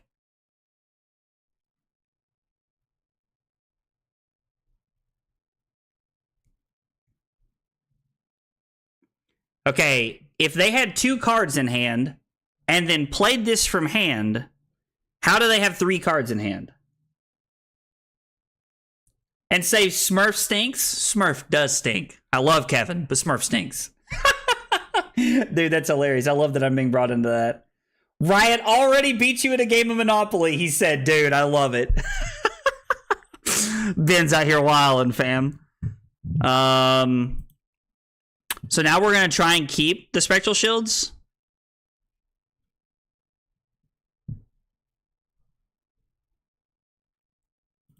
We're going to try and lose the Spectral Shields first. It's also worth noting that I would have more Ward in play if I'd played differently. I was like, I really don't think my opponent meant to pass.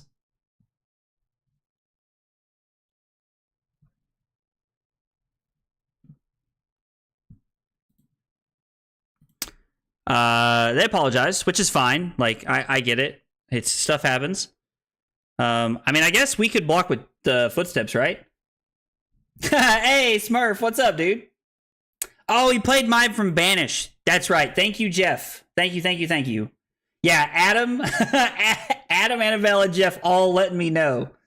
Gotta side out the levels of enlightenment. I mean, that makes sense. That actually makes sense. I mean, let's pitch a blue card, right? Which one do we want to pitch? We have an attack action. We have an action card over here, right? Yes, we technically have an action card. Okay, so we're going to pitch Stir the Pot, and we'll lose 2 Spectral Shields this way. Hey, what's up? Are we getting coverage tonight? What do you mean? Are you talking about of the event tonight? Like of the stream? I hope so. I hope so.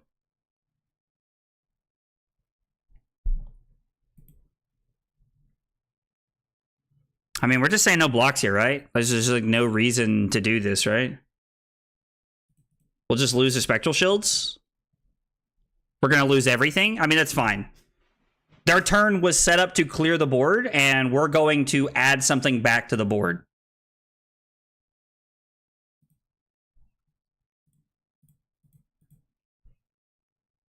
Oh, and we take some damage, so they get the effect, which is fine. Oh, man, we're playing this card? I really don't like this card at all. And they're attacking Haze Bending. I mean, we've already gotten the effect. It makes sense. Honestly, levels haven't felt great to me. I always want to play it from their deck, but very rarely from my own. So it's funny that you say that because I've actually really enjoyed that card. Like, I think that card is very good. I've enjoyed playing it quite a bit.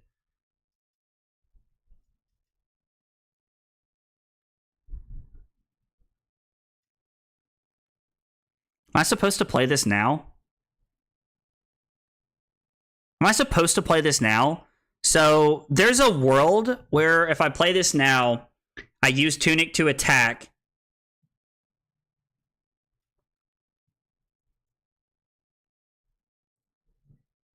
I haven't played another blue card this turn, have I? I have not played one, and it says if you have played another blue card. So I could flash this in right now.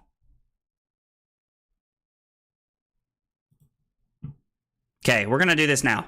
I was going to take a different line, but I also think that involved me having some board presence, so I think I want to do it this way here. I mean, we do have the pitch, but it's... I don't know. There are some other considerations here, I think. So let's play this, and then in response, play this. We're gonna make the magic happen here. We're going to put the... let's put Haze Bending back on the bottom. That seems okay.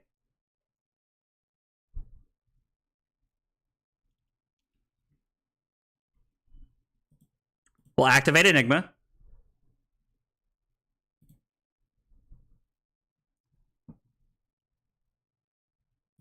I mean, it's just letting me know what's going to the bottom, which is fine.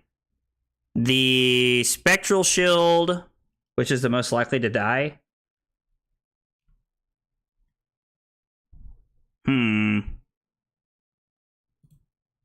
I think we want to keep this for next turn so that we can activate Enigma next turn. Maybe I'm supposed to... Actually, the better play was to do this on my turn, right? If I did this on my opponent's turn, I would have been able to activate this Enigma on my turn and then activate it, attack for 5, activate Enigma, and then attack for 2 more. And that would have been a much better play for me. But instead, now I'm like kind of like intellect, like giving myself an intellect penalty. And I'm putting myself in a worse situation. So this was actually a worse play for me. I should have done it on their turn because it was exact same thing. And then I have 2 Spectral Shields and I get to pitch this no block. But instead, I'm now forced to keep it in my hand. There's no world I'm ever arsenaling this card, so... Oh, man, I'm so good at this game. I'm completely kidding. I'm completely kidding.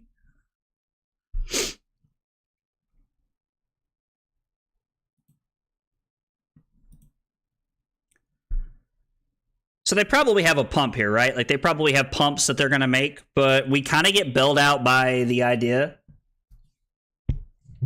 If you don't want to keep it in hand, why use Tunic? Yeah, calculated is right, Hendrik.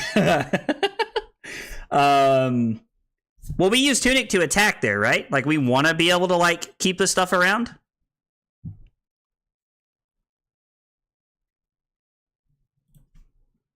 I'm going to block here, and then we're going to pitch to play Unravel Aggression.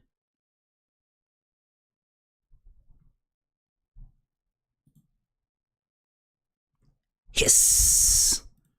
We're going to pitch a Chi to play Unravel Aggression, which is awesome. Another Miraging Metamorph. All right. I'd be lying if I said I was a huge fan of that.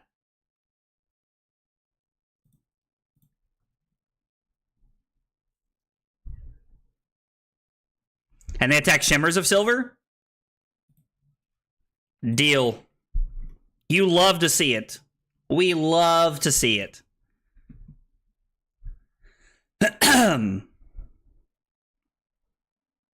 This is free.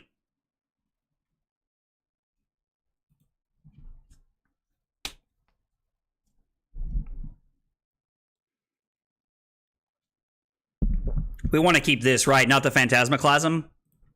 So I'm happy to just pitch the Clasm here to attack for 5 and keep the Miraging Metamorph Arsenal. I think that's a better play. We're also now on a spot where if we draw the Sacred Art card, which we put on the bottom earlier, I think, so I don't think we'll see that anytime soon. But if we do draw it, we can actually just block with Traverse and then just be like, ka-chow. Got him. Maybe I was supposed to attack for 7 here.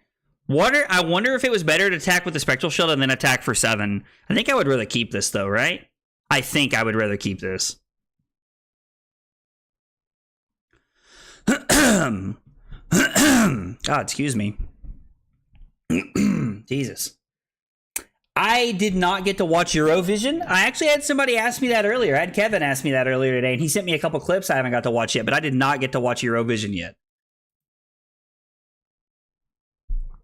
Was it good? I mean, I've always heard really good things about it, but I've never actually got to watch any Eurovision, but I've always heard really good things about it. God, excuse me.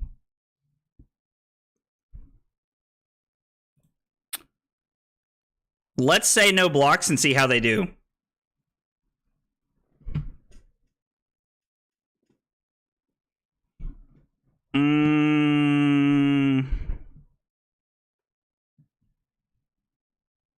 Choose a blue card? I mean, we don't really have a way to get around that. They can add a blue card either way.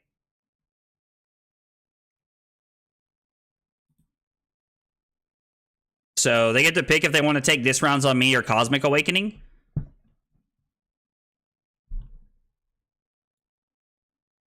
The people who run it are being weirdos, but the songs were peak. I mean, the songs are like so cool.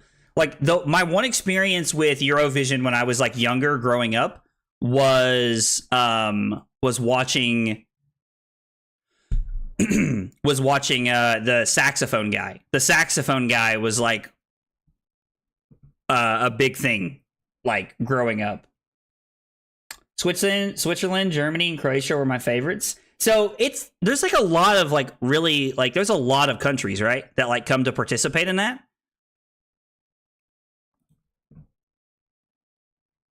I've always felt like it's kind of a shame that, ooh, we're going to leave this on top. I want to be able to get a chi to put this into play. Like, I don't think the US partakes in it, which has always made me a little sad.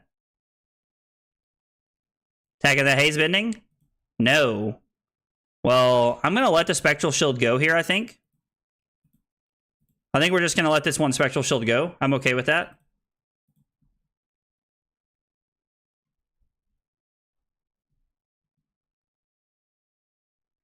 And they are attacking Haze Bending, so we get another Spectral Shield.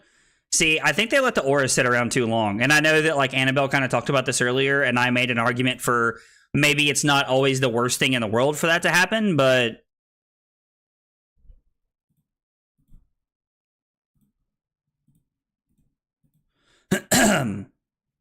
So I cannot attack here and flip this up.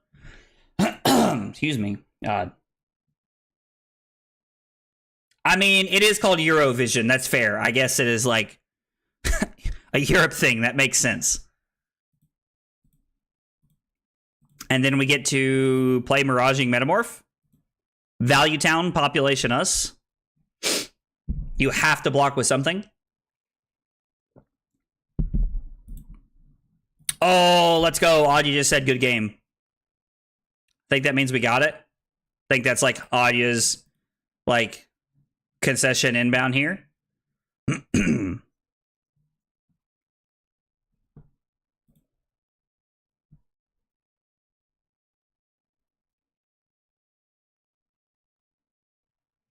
So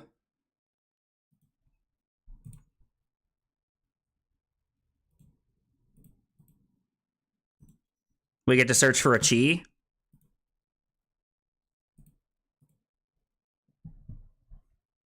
You say Eurovision, but we let Australia in. I love Enigma, dude. I think like Enigma's so much fun. Enigma's really cool. I think everybody kind of enjoys it. Like, I mean, obviously not playing against it, I think, but so let's pitch a chi to play this. We get to attack with the Spectral Shield for free now.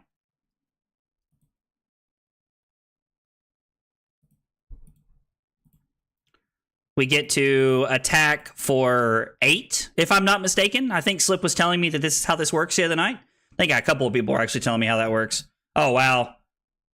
All 2 blocks and a 3 block? Man, that was there at the end. Okay, so for what it's worth on that last turn, it was going to be 8, 5, and then we were going to come in for 5 go again, I guess. Yeah, I guess that's what it was going to be. I don't know. But either way, like, that game felt very good into, new right there. There was definitely some turns where, like, I feel like Audia put us on the back foot and, like, we had some really awkward stuff going on. But, like, I think overall that felt pretty good. Yeah, Audia, good game. That was a really fun game. I'm really enjoying Nu's playstyle and, like, everything she's up to. So I really appreciate the game and everything there. That was great. Okay, I gotta use the bathroom. I gotta get some more water for some big hydrates. I am down 2 big hydrates right now, so we got a lot of water coming up when I get back. We're gonna take like a 2-minute break, and when I come back, we'll be playing more Enigma. Thanks for hanging out today, guys.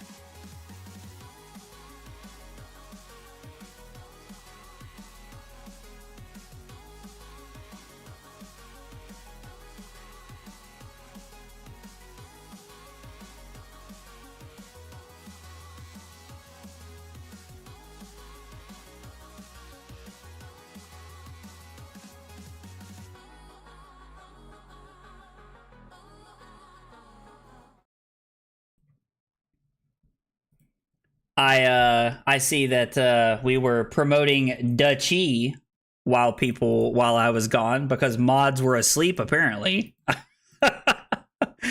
Oh, I don't know what's going on there, but oh.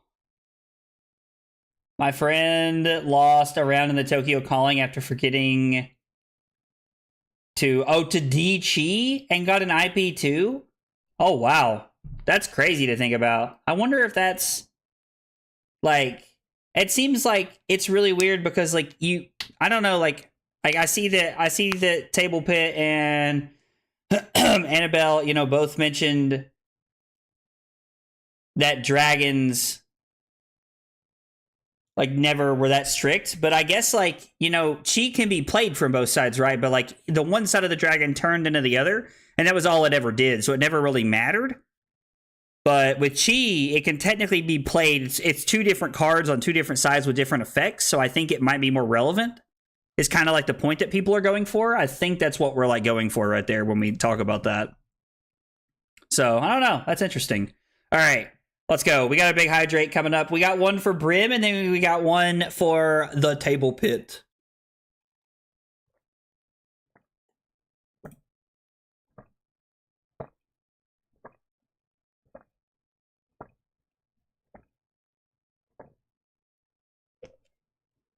Oh, all right. So this is a Footsteps matchup.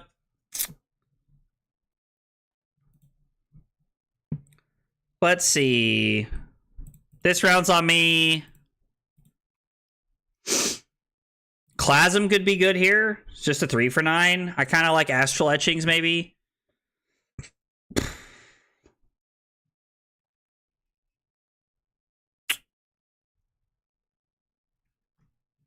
I don't know that I like Tide Maw here. Yeah, not flipping the Chi back could actually be pretty bad, I think. I don't like Tide Maw in this matchup. We're also still playing our viewer list here. This is not my list. This is still the viewer list. I want to see how it does into Ninja comparatively to my list. I don't think there's ever a cold chance in heck we can ever get this card off, but we're going to keep it in anyway. I don't know. Let's try it and see what happens, I guess. We'll see what happens. We'll try it like this. I think cutting the Tide Maws is good. And then we'll bring in all the cards that block from our sideboard, except for 10,000 Year Reunion. That card did not feel good earlier when we played that card, so...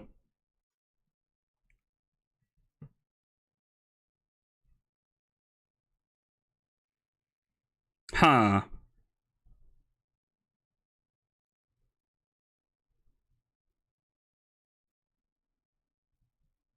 So we pitch here to play this.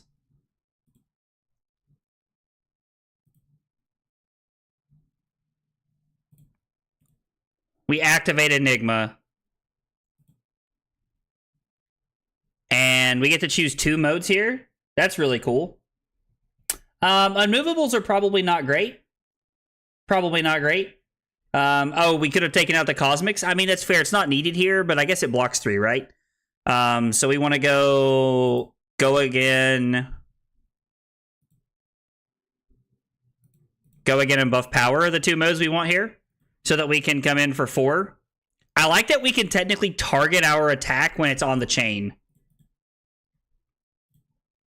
And then we get to attack for 2, which is cool.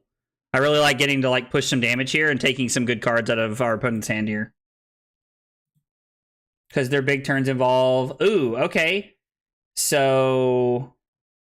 Seems so mid, at least in new. Especially when we have a better combo kill. I mean, it's probably not that great to play in the new deck. It might be better to play, like, to just take your opponents, I guess, is really what you want to do there. And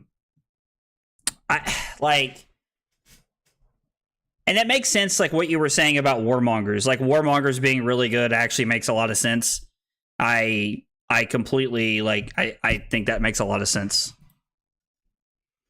I would really like to be able to keep these 2 cards this turn.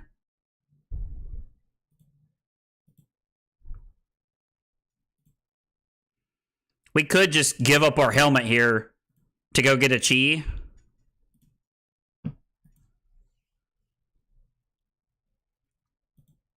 I mean, I'm not saying it's bad, but would have already been good. Oh, this is an aura with no go again? That's insane for us. So we get to pitch Fate for Scene to play this. Hope we draw blue to play our Manifestation of Mirror guy here. And we do. To just add some points to the board. So they have an extra card, but they also have -1 to everything they're doing. So we know that we're getting a pretty decent amount of points here out of what we're trying to accomplish, I think. They just passed.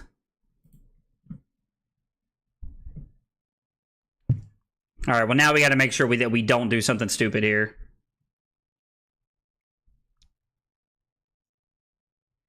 I would like to put Haze Bending into play, but I don't think that's the route we're going to go this turn, right? So my opponent passed because they have a really good hand, and they're thinking that we can't really punish them. So if I play Waxing Spectre, pitching the Mirror Guy, I think, yeah, we want to throw Clasm to mess up their hand. So I can put in Waxing Spectre. We can attack for 4. We get to use Tunic to attack for 4 here as well. Okay, so they make a Crouching Tiger in their hand, so they now have 6 cards in their hand.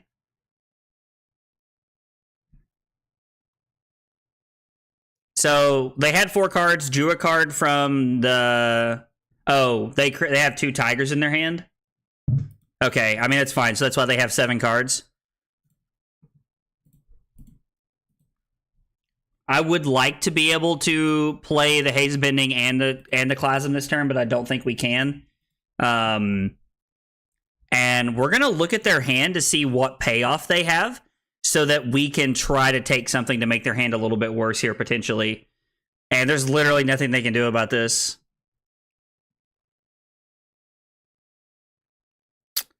If you've transcended this turn, instead it gets +3.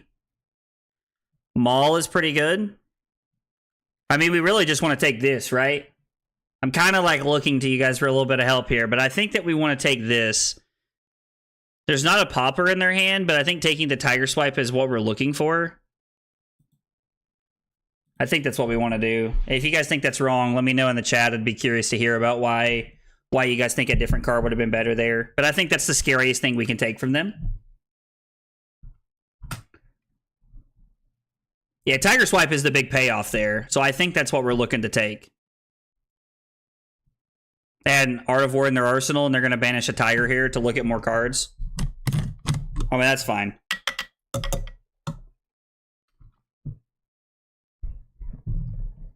Sorry, I'm filling up my cup here. No, they're going to banish Salt to Wound. Interesting.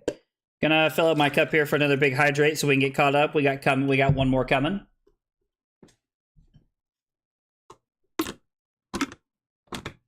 Audio would have taken... Okay, so Ethan agrees that taking the Tiger Swipe is the correct card.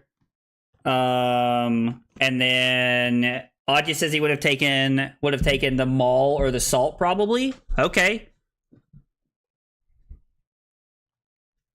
Okay, so he gets another Crouching Tiger in their hand, so they still have 7 cards in their hand.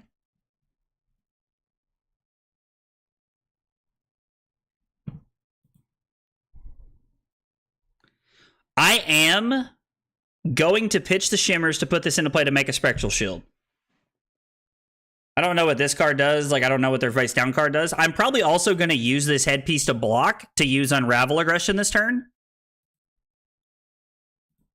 Because we're trying to hang on. That is the entire goal of what we are looking to do, is hang on this turn. Whoa, okay. My man's living on the edge here. Maul equals 3+2 value with 1 buff effect, or 3+4 value with 2 buff effects, and extra links for Salt. Go. You love to see Yo, Ethan, thank you for the sub on YouTube. Appreciate you being here and hanging out with us today. We got 3 questions we ask everybody when they're here for the first time. What's your name? What got you to Flesh and Blood? And what are your favorite hot dog toppings? Tell me a little bit about yourself.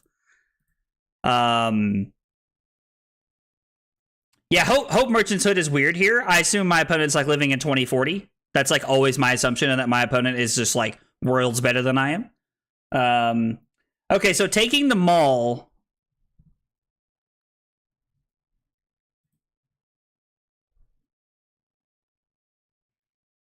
So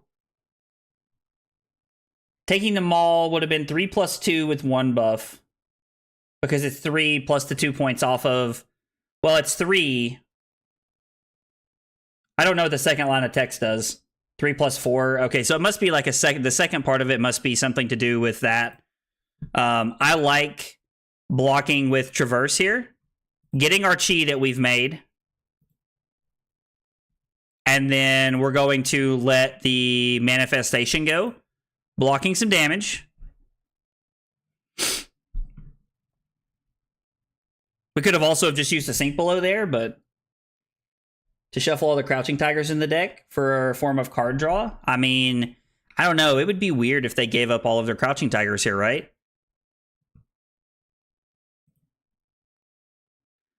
Not trying to be like super judgy or anything, but that feels like a weird choice to play Hood.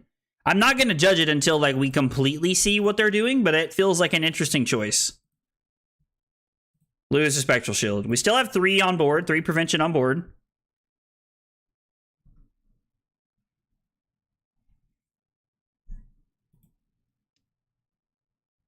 So this is 6 go again. +1, and then they pick go again. Okay, so we're going to flip this over, paying 1. Put a counter on the Waxing Spectre. We're going to say no blocks. We're going to play Unravel Aggression, pitching our Chi.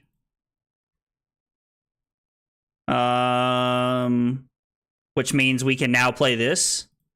We're going to let this eat the 1 point here.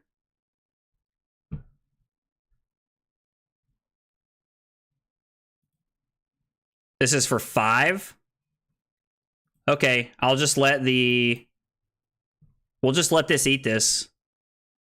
I think that's fine.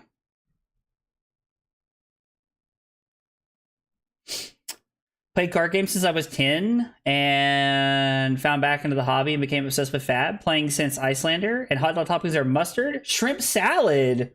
Ooh, crisp ketchup and crisp garlic. Okay, so those are some interesting hot dog toppings. I'm all in on that. When this hits, create 2 crouching. Oh, I see. So that's where the buff effect comes from. I see where we're talking about now. We want to put this on the bottom, right? Just to be able to like block more efficiently this turn, I think. Okay, I mean, it blocks 3. We take 1.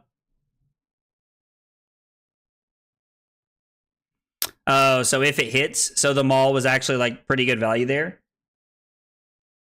Those are some goated hot dog toppings. I actually really liked it there. Really like that. That's fine. We're just going to take 1. Like, I have no reason to block this out. We're going to take 1 this time as well. Again, we have no reason to do anything else here. Could have used it. Oh, we could have used that to prevent the 1, actually, and that would have saved 2 points of damage. So there is a mistake for me. Good call. That's a good catch, Adam. Yep, we could have used it. No. Yeah, we could have 100% have done that. That would have been correct through and through. That was a better play there. I made a mistake. That was my fault. That would have definitely been the better play. Would have been to activate Enigma to block that. But at that point in time, we would have been in a spot where we would have let them make more Tigers, I think. So we might have been in a worse spot somehow. It's an interesting decision point to think about there, because it was technically the best thing we could have done, but it somehow might have been worse.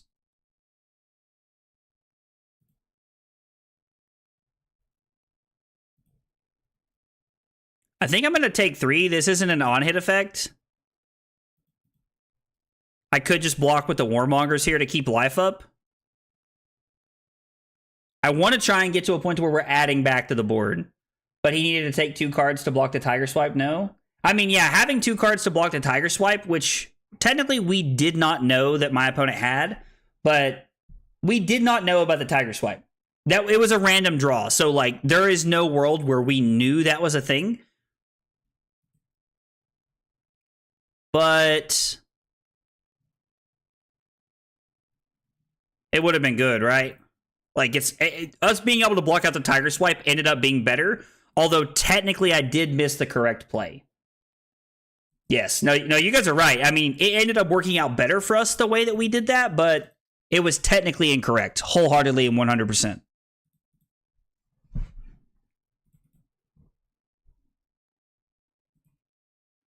I think I'm going to go to 26. On my turn, I'm going to play Warmongers, then play Preserve Tradition, activate Enigma, and Arsenal Sink Below. I think that's our play here. That's 100% what we're looking for here. Hey, Liam, what's up, dude? So we prevented 1 damage to... we would have prevented 1 damage to we would have been preventing 3 damage. And if we had done that, if we had made that play, so we save 3 damage, we take 2 more from the tiger swipe, and then we take 3 more tigers. So technically the way it worked out was better, which is really weird though. Not correct based off of the knowledge we had in that moment, but it worked out.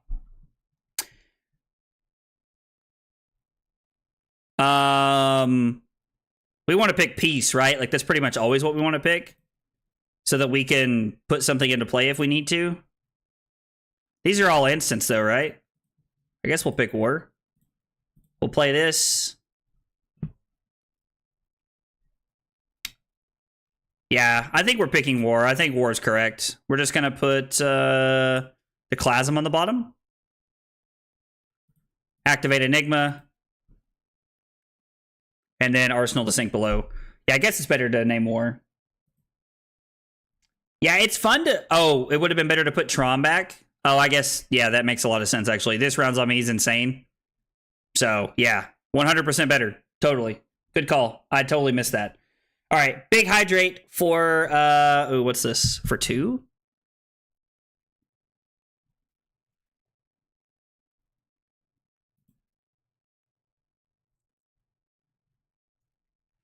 I can't play the Trom because of the Warmongers, which is a big Sag.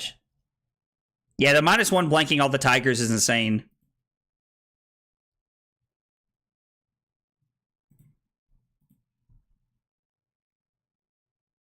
I want to Arsenal the Trom, though, right?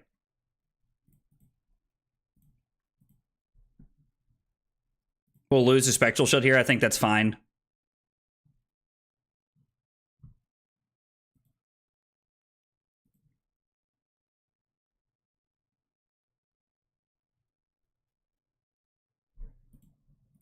Might as well block, I think, right? I think it's good to block 3. Seems like the best thing we can be doing here. There's no Tigers, so we're just going to give the sink below.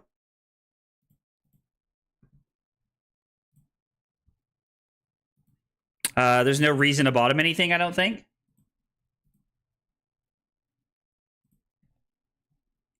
Use Tunic to throw Miraging Metamorph, because we cannot play this rounds on me, sadly.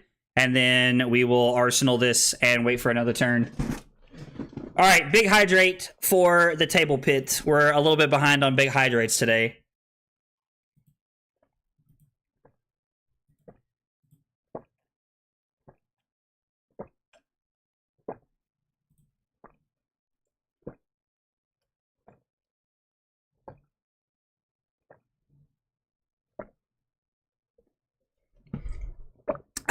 Okay.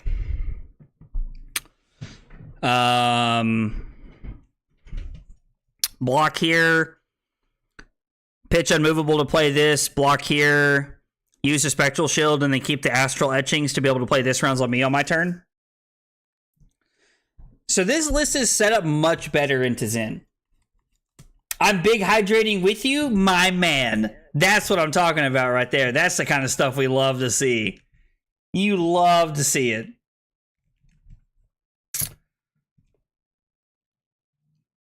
What happened? Oh, their card was the banish card? Yeah, so he just banished my Unravel Aggression.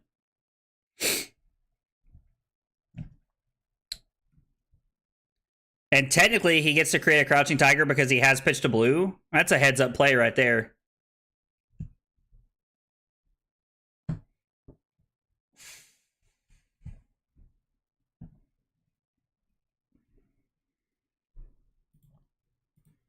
We will pitch the Unmovable to block 1.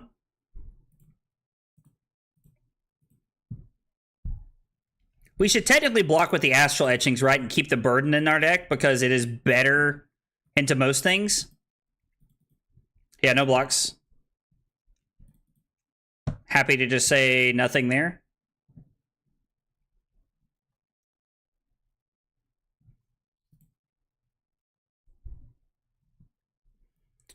He doesn't technically, like, if he has another Crouching Tiger, we're unaware of it, right?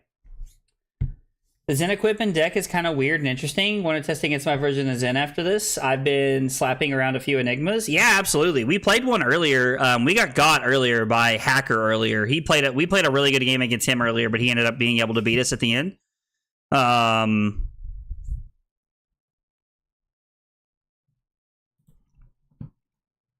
Let's block here. But yeah, I'm definitely down to play one after this. I think the Troms are like really good in this matchup. Oh, he does have one. We just weren't aware of it, I guess. I'm going to say no blocks. We're going to flash this into play. We are going to get our Spectral Shield from this, which I really like. And then we have to block, sadly.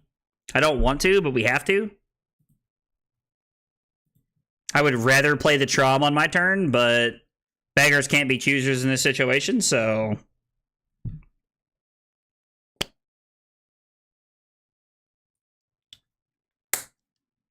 I also like that you're, like, the one headpiece of just Traverse is a little, like, scary to me.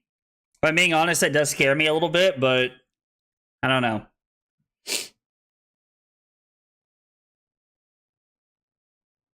You didn't have to. Tigers are 0 after that. No buff effect. Oh, the Tiger Swipe? That's right. There was no buff effect there, so it wouldn't have mattered. Huh. Yeah, so that was a bad block. That was just not a good block there. And so all Crouching Tigers have +1 this turn.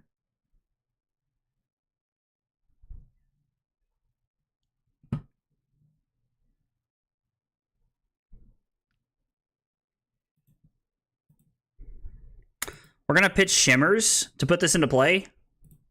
Or I'm sorry, to block with the Footsteps here. I think pitching the Shimmers is good.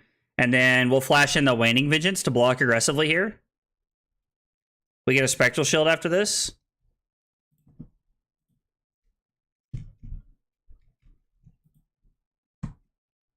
We'll just take one. I think that's fine. There is no effect here. When paired with Unravel or Manifestation is so good. It's a balance of steroids, in my opinion. I like that. I mean, don't get me wrong. Like, our use of being able to do that on the Unravel was so good for us earlier. Like, there was so much value in that whole setup for us. We're going to block 3. I really want to be able to play the Trom. Like, I'm willing to take a few points of damage here if it means I can play the Trom. I think he has 3 Tigers in his hand, which means I might just be taking 6 here. And if that's the case, then that's the case. Also, having a blue when we play the Tron means we have 2 resources left over, which means if we draw like a Waxing Spectre or a Waning Vengeance or anything we can put into play, we can automatically play it and potentially attack. And they just pass after that. All right, that's a huge W for us, I think. Huge W. I mean, attacking for 7 is good, but might as well, right? Traverse equals block 2 plus draw the best card in your deck most of the time. Ooh, that's also a really good way to look at it. That the Traverse like pairs up that way. I really like that a lot. That's a really solid way of looking at that. It's kind of like it's kind of like how people talk about, like, you know, that Endless Arrow is just a snatch that always draws a snatch, which is true. So I really like that comparison. That that makes it work in my brain. You play on untap, haha. I play Commander on here. Sadly, I don't have a PC, so I'm restricted to 1v1, but I'm actually had a little more fun with it, especially when the Commanders pair up well. JDX, I'm not sure what untap is, and Commander's Magic format. So I'm playing Flesh and Blood, buddy. So I'm not sure what you mean exactly. And I'm playing Talishar. I'm playing on Talishar right now, so.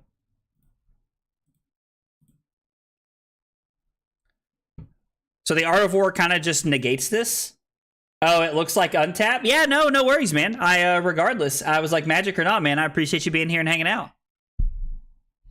So he has another Chi in his hand. right? Because both of the blue cards, he plays them at instance, and then it's like, chi. Okay, so now all the tigers have 1 power because of the Trom. I think the ideal turn for us would be to pitch the Mirror Guy to block with Footsteps, use a Favor Scene, play this as a card to like shut them down a little bit, and then Arsenal the Favor Scene. Not looking that way. Let's just block 3. Let's block. Want to play Commander sometime? So I'm going to be honest. I only have 1 experience playing Commander. It is not what I would call a positive one. I played Commander 1 time with a couple of my friends who were like, "Oh, hey, like you should come play Commander one night. Like, you know, like we'll help you put a deck together. It'll be a lot of fun." And I was like, "Okay, cool. Like sounds like fun to me." We'll just go ahead and give the Favor Scene here. And when I did, they had built this deck together. They put this deck together. It was Niv Mizzet, I think, and it was some kind of like infinite combo where I could like draw and deal damage over and over and over again. And all of my friends were like immediately hating me off the table. And so that is my 1 experience playing Commander, is that my friends invited me to play, and then they built a deck that they hated to play against, and they hated me off the table. Like every game we played, I was the first person to be killed, and I was like, why did you put this together? If you didn't want to like hang out and play the game with me, why did you put this together? And so I haven't really played Commander ever since. It put a really bad taste in my mouth, in all honesty. So, I mean, listen, I'm not gonna just like, you know, shut out the concept of playing Commander again. Like I don't know. I'm not just gonna be like hiss, you know, like I'm not gonna do that. But like, I've always wanted to play. I've always wanted to try. I have always wanted to try. Sorry, I'm thinking here for just a second. I think I'm just going to flash in the Haze Shelter and just block this. I've always wanted to try UPF, but I've never, like, had a deck together. I've never had a deck together, and I've, we don't, I don't know, I'm so competitively focused that I don't really get to play a lot of casual games like that. But I've always really wanted to play UPF. I've always thought it'd be a lot of fun. It sounds like they don't think about their actions. Yeah, they didn't a lot. Like good people, honestly, like my friends that I played Magic with were not bad people. It just unfortunate, you know, for me. So, but yeah. Bro, I was like, Table Pit, you guys play every week, don't you? You guys have like a UPF, like a webcam league, like once a week you guys playing, right? It's such a touchy thing to balance because of the wants of 4 more more different people. I get that. UPF is extremely silly, and you have to go into the mindset without expecting silliness. See, that's what I want from a format like that, though, Brim. Like, that's exactly what I want. I want to go into a format like that, and I want everybody to be like, listen, this is just like, we're here to have fun. We're goofing off. Like, you know, nothing crazy. We're just here to have a good time. That's exactly what I want from that. That is exactly what I want from playing UPF.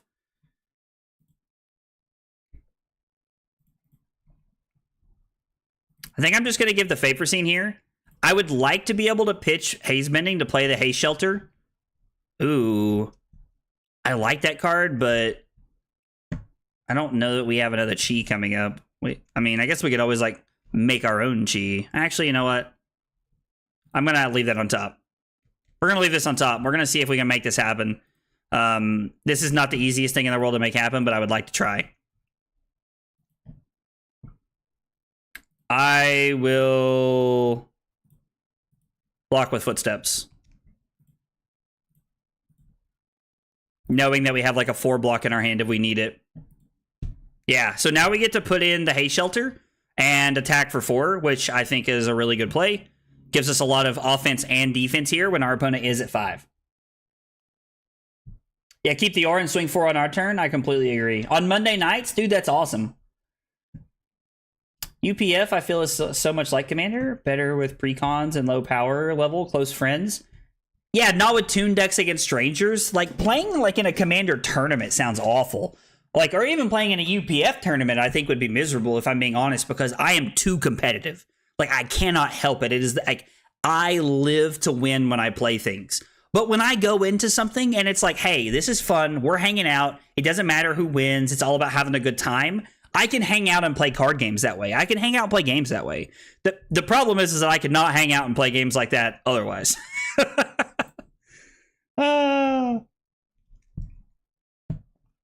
About it. WotC, pile driving their nose in casual format. Yeah, I feel like WotC sticks their nose places where it does not belong sometimes. Yeah, I agree. UPF with stakes is miserable. That I wholeheartedly believe. The salt level is off the charts for tournaments. I also believe that. That does not surprise me that like people would be like miserable, salty people at tournaments. I'm not surprised by that at all. We're going to put this on the bottom. I mean, this is a card that blocks 3, I suppose.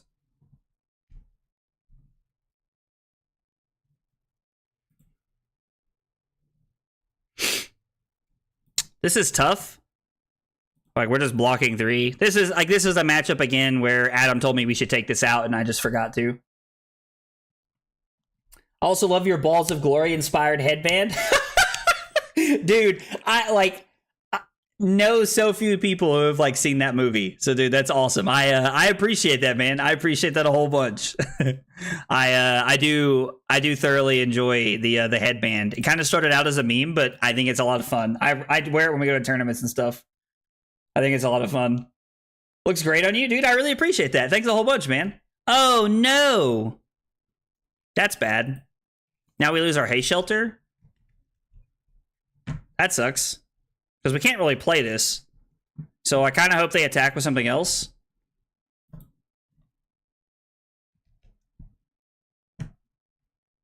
I mean, if they make tigers, it doesn't matter, right? So we're just going to block for value. The tigers have no plus effect, which is kind of what, Odd you had mentioned earlier.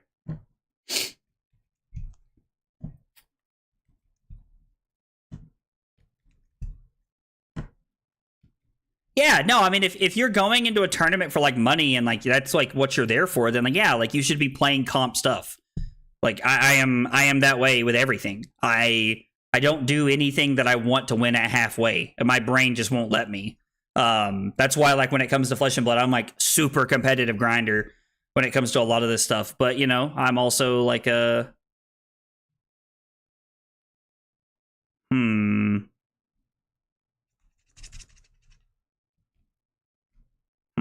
this sounds weird. But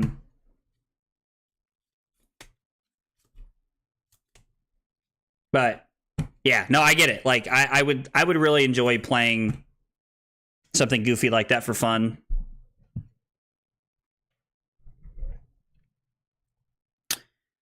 Crouching Tigers get +1 and you transcend. And if we transcend it, it's +3. So we're in a bad spot this turn because we don't have a lot we can do. Like, in all honesty, like, this is pretty rough. I didn't want to use Tunic to use Shoes because if they threw, like, a 0 for 4 at me, I wanted to be able to have a blue pitch that would have let us use the Hay Shelter, right? So I think that's where, like, my head was at there.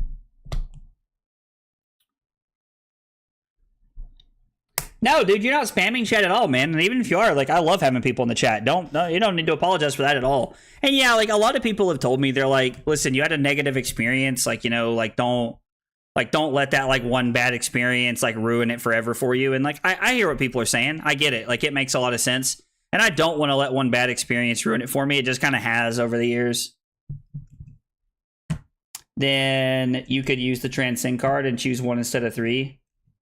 So you think keeping it to Arsenal it would have been better here? I mean, I'm going to try and Arsenal this turn so that we can try to Transcend. I don't know that that's going to be an option. Oh, the next thing gets +3? Okay.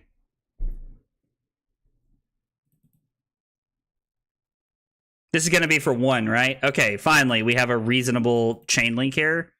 And we're going to use Tunic and then Arsenal to stir the pot in hopes that we can try to, like, put a blue into play and make something happen here with Enigma's ability for Chi And this is going to be for 1. All right, so I'm going to 7. I'm at 7, but we have no board. Like, we're in a pretty tough spot right now. I don't really like where we're at right now. Yo, Adam, thank you for that sub on YouTube. Appreciate you being here and hanging out with us today. We got 3 questions we ask everybody when they're here for the first time. And guys, this goes for anybody who's in the chat right now. What's your name? What got you into Flesh and Blood? And what are your favorite hot dog toppings? Tell me a little bit about yourself. I want to learn about you guys. I feel like taking the swipe and playing Rage Spectre and use Tunic to take 6 is better since opponent does this 5. So you think we should have taken the Tiger Swipe and thrown the Rage Spectre for 6? I mean, forcing cards out of their hand or their equipment is often very good. I do agree. That would have been a pretty good play for us. So we're going to pitch Homage to the Ancestors to play the Unmovable this turn, and then play this to shuffle, and then we're going to activate Enigma, hopefully offensively. I would like to not have to do this defensively, but you never know. We're going to block here. Is meat sauce and mustard? Ooh, that's a new one. I've not heard meat sauce and mustard. I kind of like that one, though. So they have a Crouching Tiger in their hand that's going to get +4.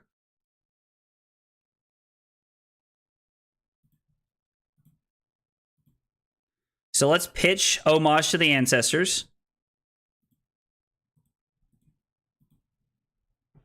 Maybe I'm supposed to take 1 here. No, I'm sorry. This is wrong. I'm going to apologize to my opponent here. I don't want to block. I think we just want to take 1 and go to 6. This is like one of those times when like the life total is a resource we have to use effectively. This is for 4. That's right, because there's no buff effect. So I'm just going to pass. We're going to play the Unmovable, pitching Homage, because we want to be able to block 3. Blocking 3 is better than 1 life.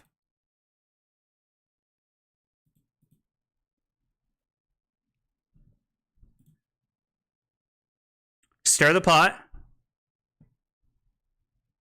I'm not going to do anything on my turn because technically they still have an action point. They're going to Arsenal their last card. We're going to activate Enigma with our Chi. And then we're going to attack for 2. Arsenal the Levels of Enlightenment. I kind of like this play.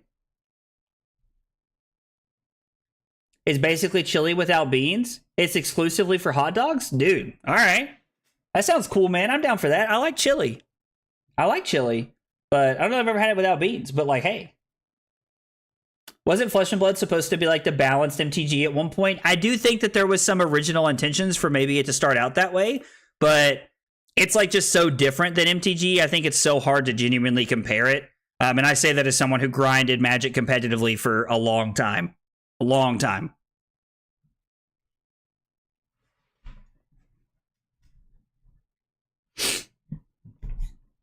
You can play 2 Transcend cards to make 2 Chi and then pitch one of the Chis to Unmovable. Oh, that would have been so much better, Ethan. We could have gained the life, gotten it back. We could have got both of our cards back, and then we could have played the Unmovable and did exactly what we wanted to do. Oh, dude, that would have been so much better. We'd have 2 Chis in our deck. And I would have been able to gain the life? Yes. Good call, Ethan. That would have been... Yeah, no, that was a much better line. I appreciate you pointing that out wholeheartedly. Because I did not catch that.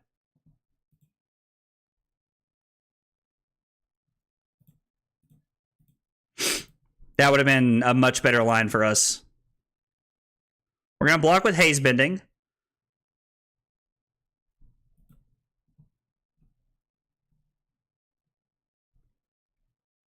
They went go again and draw a card. We're going to block 3. That's fine.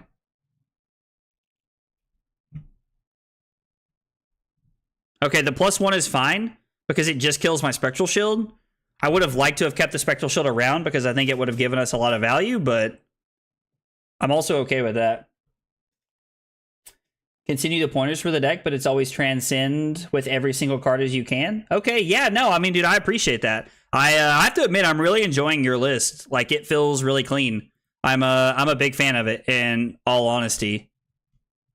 So Tiger gets +1. So if I take 1, I go to 5. Tiger puts me to 3, and then they have 2 more cards. I'm debating if I have the ability to keep this and then pitch the manifestation to play Haste Shelter, attack for 4, use Tunic to come in with levels. I think we're going to try and take this chance here. I don't know if it's going to work out, but I'm going to try it because I would really like to be able to keep this hand. This might be a spot in the game where it might cost me. Oh, wow. Rewarded. Rewarded so... Wait, we can't do it all, can we? Wait, yeah. No, we get to play this. We get to name go again. Although technically I should wait. I should technically wait before I flash this in because now he knows 4's coming after this. So, Ethan, just a fair warning, this, if you click the deck, it's not the one that I'm playing right now. The deck that I'm playing right now is Adam's. He posted it in the Discord. If you'd like to, you can find it in the Discord, but if you click on the link to the deck is the one that I've been playing and the one that I've been working on for the last little bit here. I think I would have gone to 2, making them have the next attack. Could have pitched for the Blue Strike, Transcend, Hero Ability, and then could have picked 2 in Arsenal, the Unmovable. Having the Unmovable in Arsenal would have been awesome. That would have been a great play for us.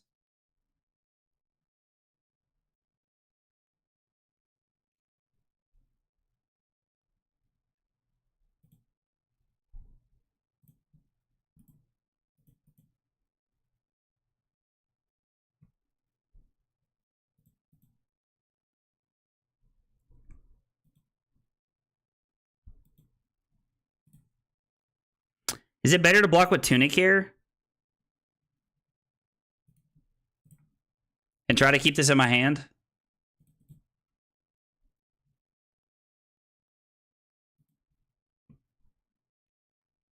Because we can force multiple cards out here, right?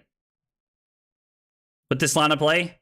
Yeah, keeping both the blues allows me to take at least 2 cards from my opponent's hand here. Yeah, I think blocking with Tunic was good there. Came in for 7 that turn. I don't know that we've won this one for sure yet, but I do think we're in a very good spot. I like pitching the Unmovable is like a very questionable thing for me here, but this is minimum 1 card and the chess piece, which I like. Create a Zen State token. My opponent hasn't done that at all this game. I have yet to have anybody activate this. Like, they've just been using this for resources, and it blocks 2 is what I've been seeing people do.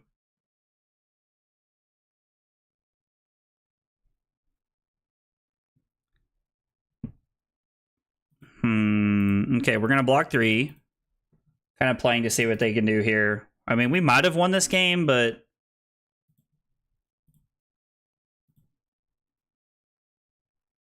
we just need to keep the board we have, right? Like, that's like actually all we need to do is just keep the board and attack them.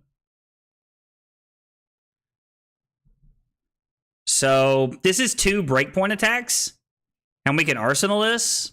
Throwing 9 would let them like potentially block differently, but if we attack for 4, it's 2 cards, and then 4 is also 2 cards, and this could just be 3 cards. So technically this is better. The Zen State is only versus Rune Blades in the mirror when behind? Okay. Oh, so it's really just for, like, anti-Rune Chan effects? That makes sense. I mean, their hand definitely did not block 9 with 3 cards, but still, I think we made the more correct play because we were able to attack for 4 and then push damage and then attack for 4 more. So, yeah, I think that was a better play for us there with what we chose to do. All right, it's making us 3-1 on the day. I am really enjoying Adam's deck. I think it's good. I really like his list. 4-3-4. So we were able to go with the Phantasmaclasm and the blue. We were able to go 4-4, right? Tigers are never supposed to lose. Oh, that's funny. All right. I think I'm going to go back to playing my list. I did really enjoy Adam's list. It's very cool. My list is definitely more defensive than his. I do like that he's on Unravel and he's on Unmovable. I think that's pretty cool. I am a big fan of that. I'm also on a lot more 3-ofs in my deck, which I think is just like my lack of like true time and deck building with what I like the list, but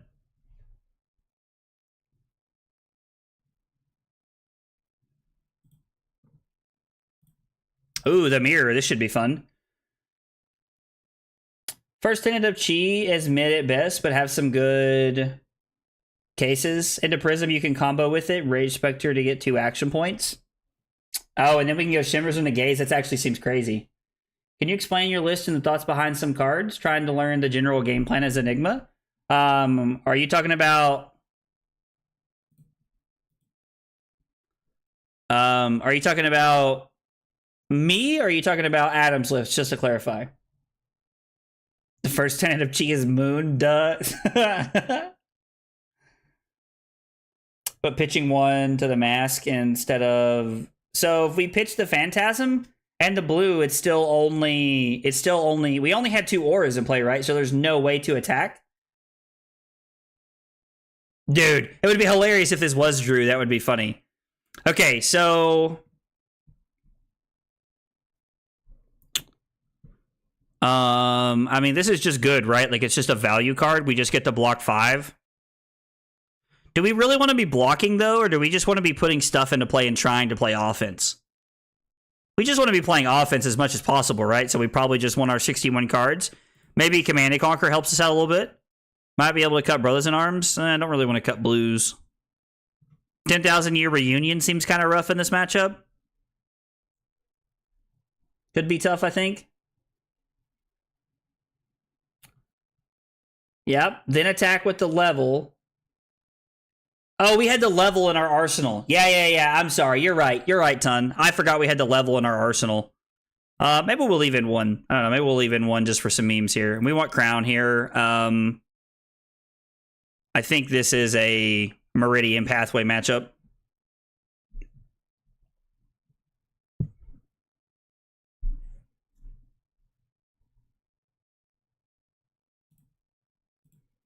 I really like this. And then I really want to play the Haze Bending, but I hate to lose my action point.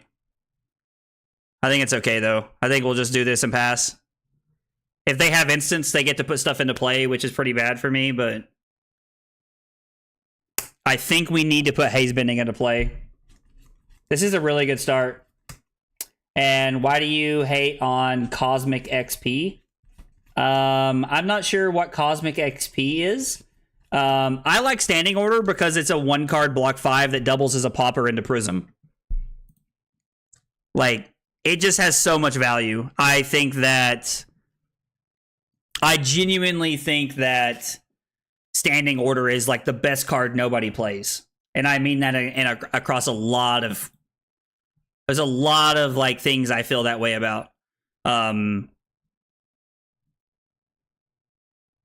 We actually just get to set up insane board presence here, right? Since they have no action point.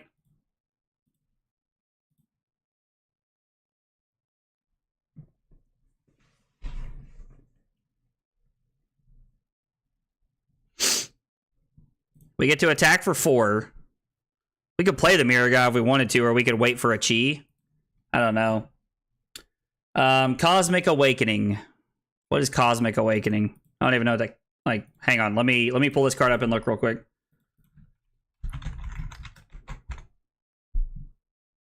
Oh, I mean, if I'm being honest, that card seems like a meme. I think that card is a win more card. The 10, 15, 20 card, like, I don't think there's any, like, real use for that card. That card just really feels like a meme to me.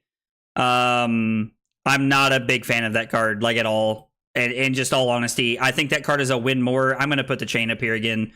I think that card is a win more in the matchups that you can play it in. And I think in the matchups you want to play it against, you can't give up the life second cycle. Like, I know it's for fatigue, but like against fatigue, you probably won't have the life to do what you want, right? At that 1 on your screen, then I'll change it to a 2 for you. Oh, Hacker, I appreciate that, man. I appreciate you guys keeping me honest. But yeah, and Ethan, I'm happy to answer any questions about my deck that you have. If you just tell me what questions you have about the list, I'm more than happy to answer them for you, brother. More than happy to answer them for you. Yo, Trent, what's going on? The 10, 15, 20 card is life. I mean, it's not bad. Like, I'm not saying it's bad. I don't know. We're going to Fate Foreseen, and I'm going to put the, I'm sorry. I'm going to sink below, put the Fate Foreseen on the bottom, is what I want to do here. If they have an Astral Etchings, well, it can't be played in an instant, right? I was like, we want to draw a blue card is what we want to do, but actually, this works, right?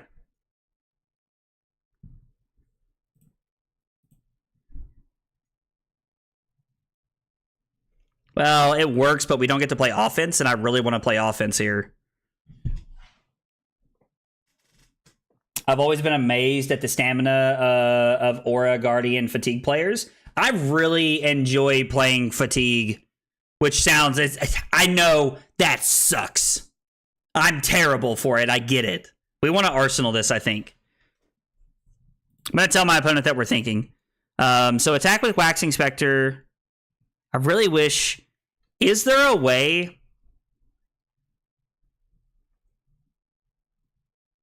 Can we play this? Hey, dude, it is very toxic. I understand. Okay, hang on. Hang on. Let me really think about this for a second. So I want to Arsenal this. So I'm going to pitch these to attack, force cards, play Shimmers, Arsenal this. Or I can attack with this.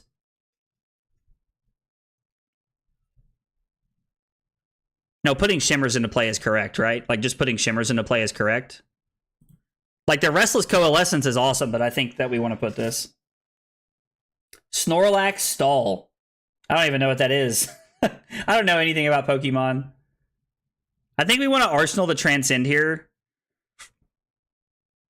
Attacking for 4 forces our opponent to make some interesting decisions. I think this headpiece is so much better in the mirror. I kind of think I'm like living in 2005 by having Crown of Providence in the mirror. I don't know. Toxic is Oldham, Fatigue, and Commoner. Ooh, so...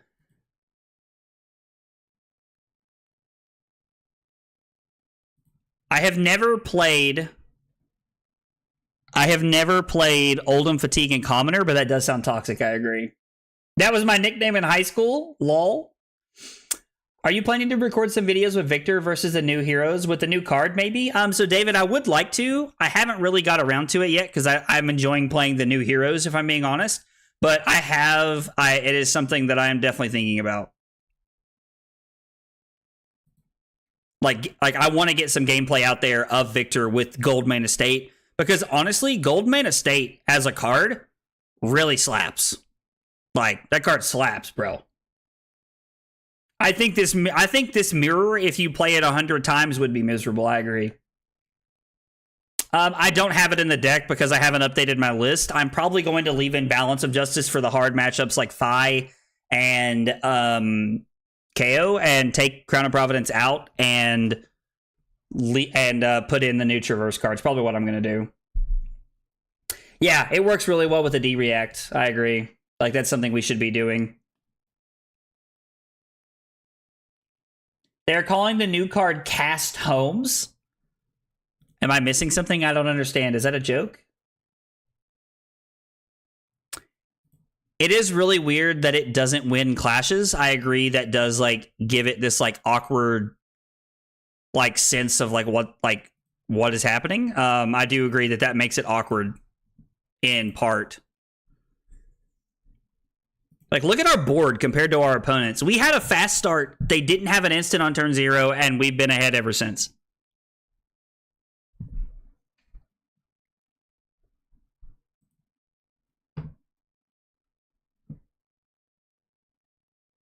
I mean, this is fine, right? We're gonna... Oh, no. I don't want to... I want to block with this. We're gonna block and then play Fate Foreseen, right? This is like totally okay with me. We're just gonna block and play the favor scene. I mean, it is weird because it does counter, like it doesn't clash well, so it's like kind of like a non-bow synergy in some ways. Let's put this on the bottom. But I also think it's very good as a whole.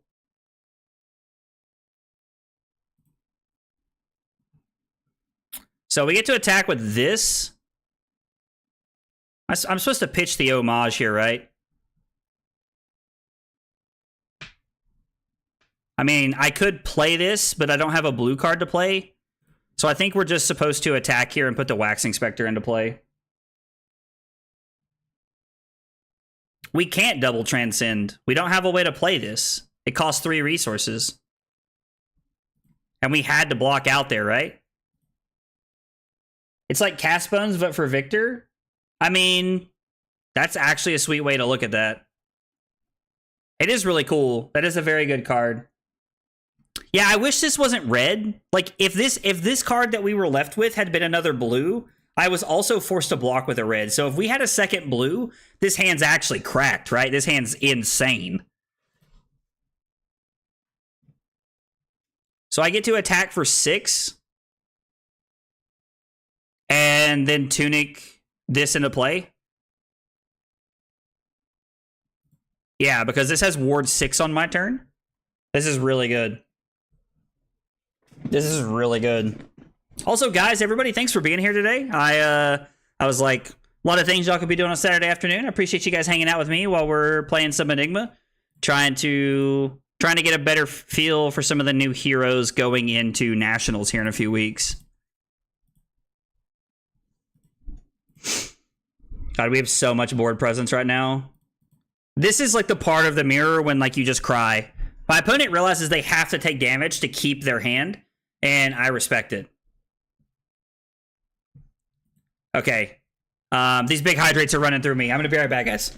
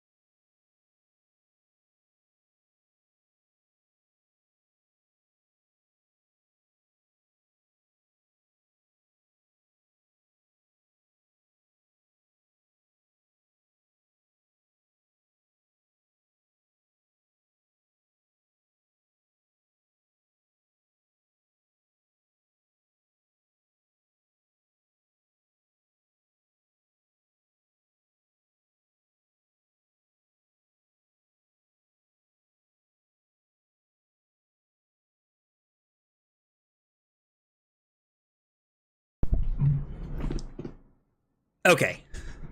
All right, so our opponent's trying to... They just played the draw card to put one on the bottom.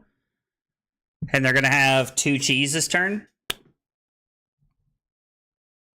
Which means they should have 100% done this on my turn. As we learned this lesson earlier today. Yeah, this matchup I feel like is going to be super snowbally. I'm going to be playing Enigma at Nats. We'll fine-tune the list as soon as we get closer. An update me when you win. I like that, Adam. I like that.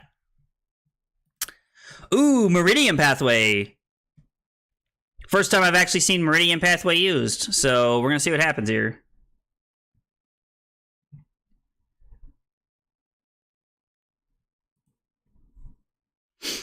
I thought they used Meridian Pathway. But they only have...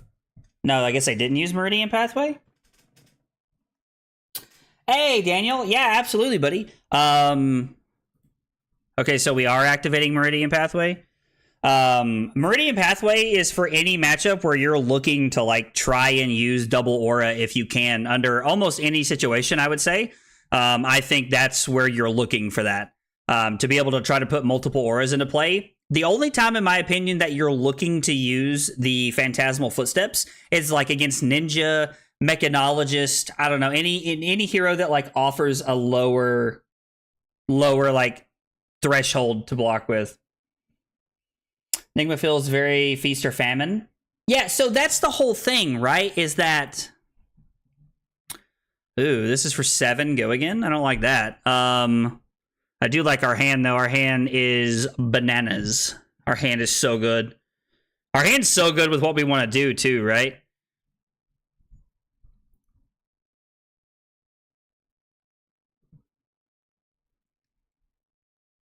I mean, 3, 6, 7? Or is it better to lose? No, the mirror guy's insane, right? Like, we want to keep that. I am going to say no blocks here. But yeah, like, Illusionist as a whole just has very polarizing matchups. It's just... They just, like, it just has polarizing matchups. It's just one of those matchups that is, like... It's just one of those classes that it presents a lot of things to be able to do it that way. So... We have Waxing Spectre, Spectral Shield. We're going to make a new Spectral Shield. But yeah, there's a lot of polarizing matchups. Hey, Lillian, what's up? Yeah, Enigma is actually crazy in my opinion. We played another blue card, so we get to do all 3. We create 2 Spectral Shield tokens, put a counter on every single thing that we have. Man, this is nuts. And we get to arsenal this. I don't know how my opponent ever comes back from this. Like, look at our board and look at theirs. I don't know how our opponent ever comes back from this nonsense. So we're going to pitch. We're going to attack them. We'll probably end the turn by attacking the Shimmers. We get to attack for 10 with Manifestation of Mirror Guy here. That's right. Mirror Guy slaps for 10, baby. Let's go. Let's go. This is nuts. This is actually crazy, bro. Enigma's going wild right now.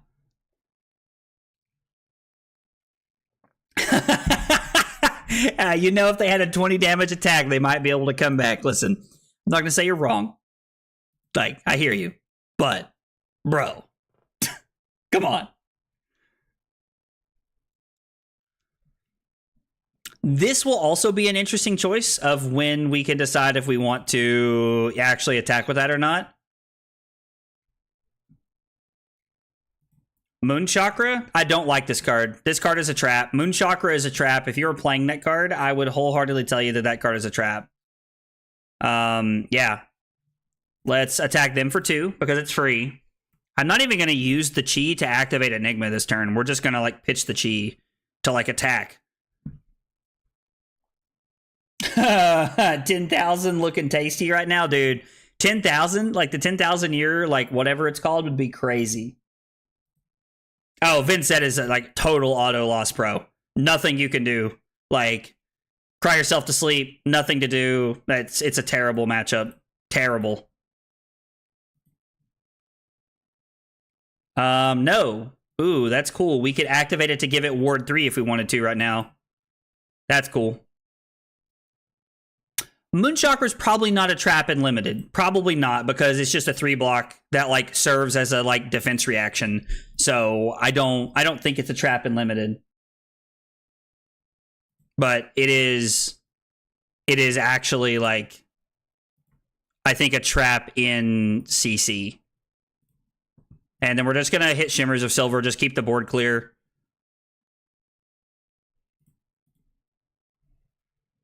This has been an absolutely crazy game. Funny part's, like, if we can just block, like, we just get to keep. And I can just let one of the Spectral Shields go.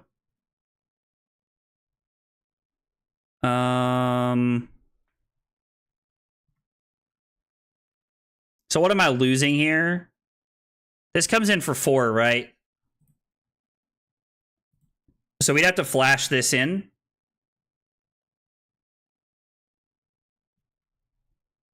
I could just block with a Command and Conquer. That's probably just a better play, right?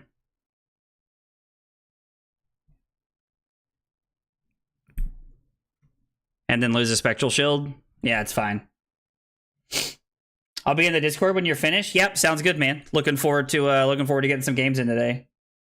I've won it twice in the Vincent. You focus more on stacking tall auras and AB blocking out. So I think if you're winning against Vincents, and I mean this in like a very serious fashion, like I don't mean this to sound like negative or like disrespectful, but like if you're winning against Vincents, you're playing against a bad Vincents in my opinion, because literally it takes one Vincent activation and all of this is gone. All of it. Except for the haze bending and shimmers, obviously, but so I genuinely think that it is on Vincent to not lose this matchup.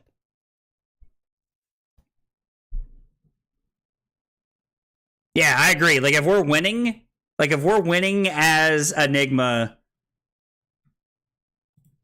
they're not a good Vincent player.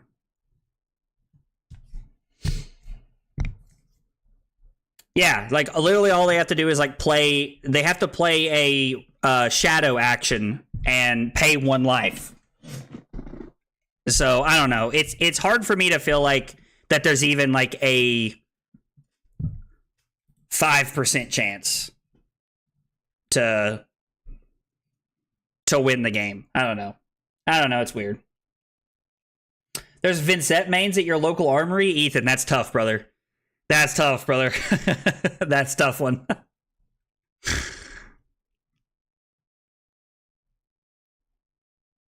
Puppetry into flail. Ooh. Yeah, because you pay and then just throw flail. So you literally need 2 cards. You need 1 to banish. Or you could just like block with everything, keep the puppetry in your arsenal, and then throw flail and just like kill the board. Yeah, that's insane, actually.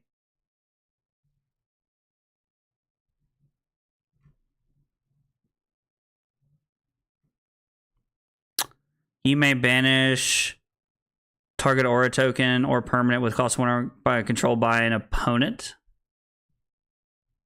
Okay, I mean, that's fine. You can't hit what I'm attacking with. That's a good tech card to be aware of, though. Like, I did not even know that that was a thing. But I'm glad I do know that's a thing now. Yeah, it's 2 life to clear the board? Yeah, absolutely. You've beaten a Vin on Prism, but again, like, you lucked out. That's exactly, like, what that's, like, that's very true. Like, you got lucky, and it makes sense. But there's nothing wrong with that. Like, I'm not saying that, like, you're bad if you're not winning that matchup. Like, it's just, it's hard. It's a hard matchup. Let's attack with the Rage Spectre. We know that they have that, so we'll attack for 7 with another thing they can't target, now that we know they have that in their hand. But it is worth noting that, yeah, that is the mirror counter. That's, like, really good mirror tech, actually.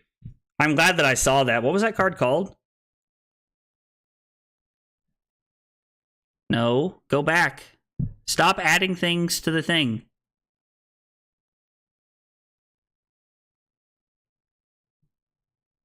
Where's it at?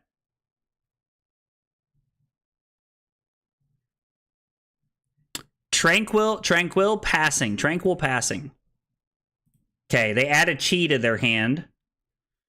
Now we have to be a little careful here with how we want to move forward, right? Because it could take our action point.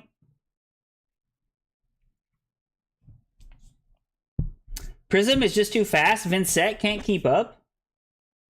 A good Prism can handle Vincent? Ooh, interesting. I would not have guessed that. So we have not played a blue card this turn. I mean, we're just supposed to attack with this, right?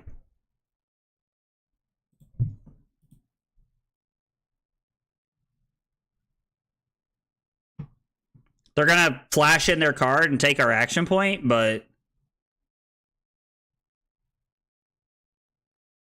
no, they're going to block? I was like, I don't think that's what you want to do with that. So I didn't really, like, I'm going to be honest, I haven't really been a big believer in Phantasmaclasm, and the only time that it's felt good was just a few minutes ago when we just played against it, or when we just used it. That's by far the best that it's felt, playing it in any time I've played it. So I was really impressed with Phantasmaclasm. It wasn't my original list, but I cut it because it felt kind of meh. I think we're just going to Arsenal this, right? We just want to Arsenal the Preserve Tradition because I'd like to be able to flip and make some stuff happen here. Also, like, if this stays in play, it's just going to win the game. They're pitching a Chi to activate Enigma, which means they're going to come in for 2.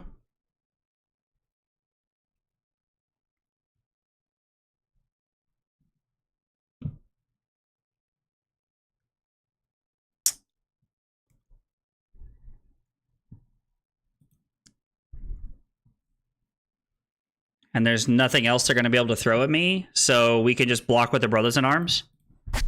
Yeah, I think this is fine. We can just block here. Hey, Logan, what's up, dude? Loving the Enigma content. Almost makes me want to play Illusionist.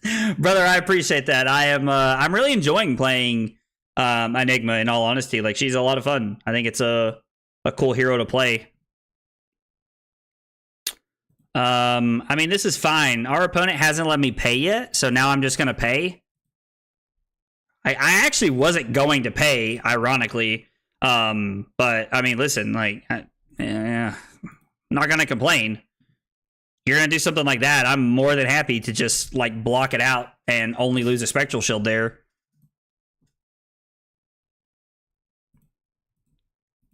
Yeah, Logan, I appreciate that, man. I really appreciate that. Appreciate you coming by and hanging out today, man. I was like, I'm having a lot of fun playing Enigma. She's very broken and she does a lot of stupid things. Honestly, I would tell anybody, this is like as close of a warning as you are going to get. When you go to Nationals, if you are not prepared to play against Enigma, you have already lost the weekend.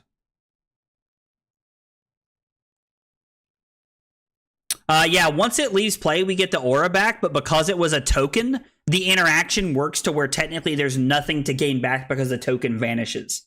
So it is really cool, and if they take something else, like if they take a Restless Coalescence or a Haze Bending or a Tide Maw, we do get it back. But if they take the token like they did, we don't get it back. So that's kind of cool. That is a pretty neat interaction. Also, like, they're just losing their board here. Already got Vambrace, absolutely, and that's exactly how it should be. Enigma is okay as Levia, but still almost makes me want to play Azalea. Dude, Azalea just wrecks the deck, bro. Like, I've played against Azalea once, and Zach obliterated me. It was like, it wasn't close. I think Fi, like Kadachi, Fi, and this just gets obliterated. Like, we just, like, get obliterated. And then what, we just attack for 7 and win the game? Yeah, it's just it. This game was a snowball of us putting 2 things into play on turn 0 and my opponent doing nothing on turn 0. Just, we had an absolutely insane hand where we just, like, obliterated them to start the game. And they were never able to come back. Like, they were just never able to get back into the game. No, sorry, man. I'm not going to rematch you. It's time to end the stream. Sorry, bud. I would like to actually rematch because I don't think that was an accurate representation of that matchup, but I mean, let's just be honest, SOS. Brody's probably going to feast at Nationals regardless. Brody's just a great player, brother. How my Dash IO is into Enigma? I played new into Dash IO the other day, but I haven't played Enigma into Dash IO yet. But it's probably just me using all of my ward to block you out, right? Like, it's probably a snowball. It's probably pretty good for Enigma, I would think, but that's just me guessing off the top of my head. I don't know. The games that I have played into Enigma or into new as Enigma have been pretty, like, close games, but pretty one-sided, and I end up winning. I think it's not terrible, but I think it is Enigma favored into new. Yeah, Enigma probably just fatigues Dashio. I agree with that statement. I think that's an honest look at that wholeheartedly. Yeah. Thanks for all the help with streaming setup. Games are looking fun. Almost set up. Yeah, no, absolutely. I'll shoot you a message here in a little bit, and I'm happy to help, Abden. Happy to help, man. I'm always happy to see more Flesh and Blood content. What can you do to tech against her? Against Azalea? If you mean to tech against Azalea, Logan? Brother, I don't know. Traverse is probably good. You want to make a Chi so that you can have Unravel Aggression to, like, try and, like, hang on to, like, draw a card. So if you use the new headpiece to go get a Chi and then you play Unravel Aggression, it lets you draw a card. I played a list earlier Adam had, and we played a couple of games with it, and he was running blue Unmovable and blue Unravel Aggression, which I think could be very good into an Azalea heavy metagame for sure. I think Dash will have a hard time to trigger their grenade, and they'll mill themselves too fast. Yeah, I agree. What matchup into Enigma? What do you mean, Logan? Like, which deck into Enigma do you mean? I got the Burdens of Past. Yeah, I agree that Riptide is a very bad matchup. Like, I think that Riptide rickrolls Enigma. It's not good. Yeah, having Warmongers is a must. I'm playing 3 Warmongers in my list. I was playing Last Ditch Everett's to like help with fatigue, but I'm on more of a I'm on Warmongers now for sure. Absolutely. I completely agree with that. Oh, Ninja and Guardian. So I'm going to be honest. I don't think you need too much tech into Guardian. Like, it can, like, sorry, I got to fix my chair here. You can lose, but I think your favorite into Guardian as Enigma, well, into Victor at least, which if people are playing Guardian, they'll probably be on Victor. People love Victor. I do think Bravo's a better choice right now, personally, but like, look, into Ninja, I don't know. Into Zen, like, you're probably looking at playing cards like This Round's on Me. There's the new blue instant that you can play that like turns off on hit effects, and it also turns off it's -1. It's -1 as an instant, but it also like turns off on hit effects if you transcended, which I think that card plays really well into Zen and into Fi if you are playing a lot of the transcend cards. Like, I think that could be a really good card. But yeah, no, I'm not into Guardian. I don't think you need a ton of help. I'm personally on Fate, Sinks, Unravel Aggression, and I'm on Standing Order. I think Standing Order is one of the best cards that no one's playing in the metagame right now. Like, I can tell you this right now, there is a heavy chance that Standing Order will be a 3 of in my Nationals deck, because it is the best card no one's playing, in my opinion. I wholeheartedly stand behind that sentence. I think Standing Order is just too good. It's a popper into Prism. It's a popper into Enigma when you need it to be. It blocks 5 off of 1 card. I don't know. Like, it's just so good. That card it does everything I want it to do. I don't know. Anyway, guys, thanks so much for hanging out today. I really appreciate you guys being here. I've loved playing Enigma. She's a blast. We went 5-0 on last Tuesday. We went 5-0 on Tuesday and 4-1 today. I think Enigma's really got legs, and I think Enigma's going to be a very popular deck at Nationals. Nationals is right around the corner. We're like, what, 3 or 4 weeks away from Nationals. US Nationals is first, and then we've got like a lot of countries following up in the next 2 to 3 weeks. So I think that US Nationals will kind of lay some like groundwork for what the rest of other countries' Nationals are going to look like, if I'm being honest. But I think Enigma is going to be very popular come Nationals time. Going to be a $1,200 contact. Going to be a $1,200 deck. Yeah, I completely agree. Magic, I appreciate the kind words, dude. Abton, I really appreciate the kind words, guys. It really means a lot. I love streaming. I love hanging out with you guys. So I appreciate you guys being here. I do my best, dude. Table, thank you so much, man. It means a lot. I really appreciate it, brother. Like, you guys saying all these nice things, man. It really means a lot. I'm gonna get a headband and get you to sign it. Bro, that'd be hilarious. I'd love that. Oh, that'd be so funny. All right. Thanks for hanging out, guys. I hope you guys have a good day. I'll be back tomorrow at 1 o'clock. We'll be playing, I don't know what we'll be playing, but I'll be back tomorrow at 1, streaming some more Flesh and Blood. So have a good day, and I'll see you guys tomorrow.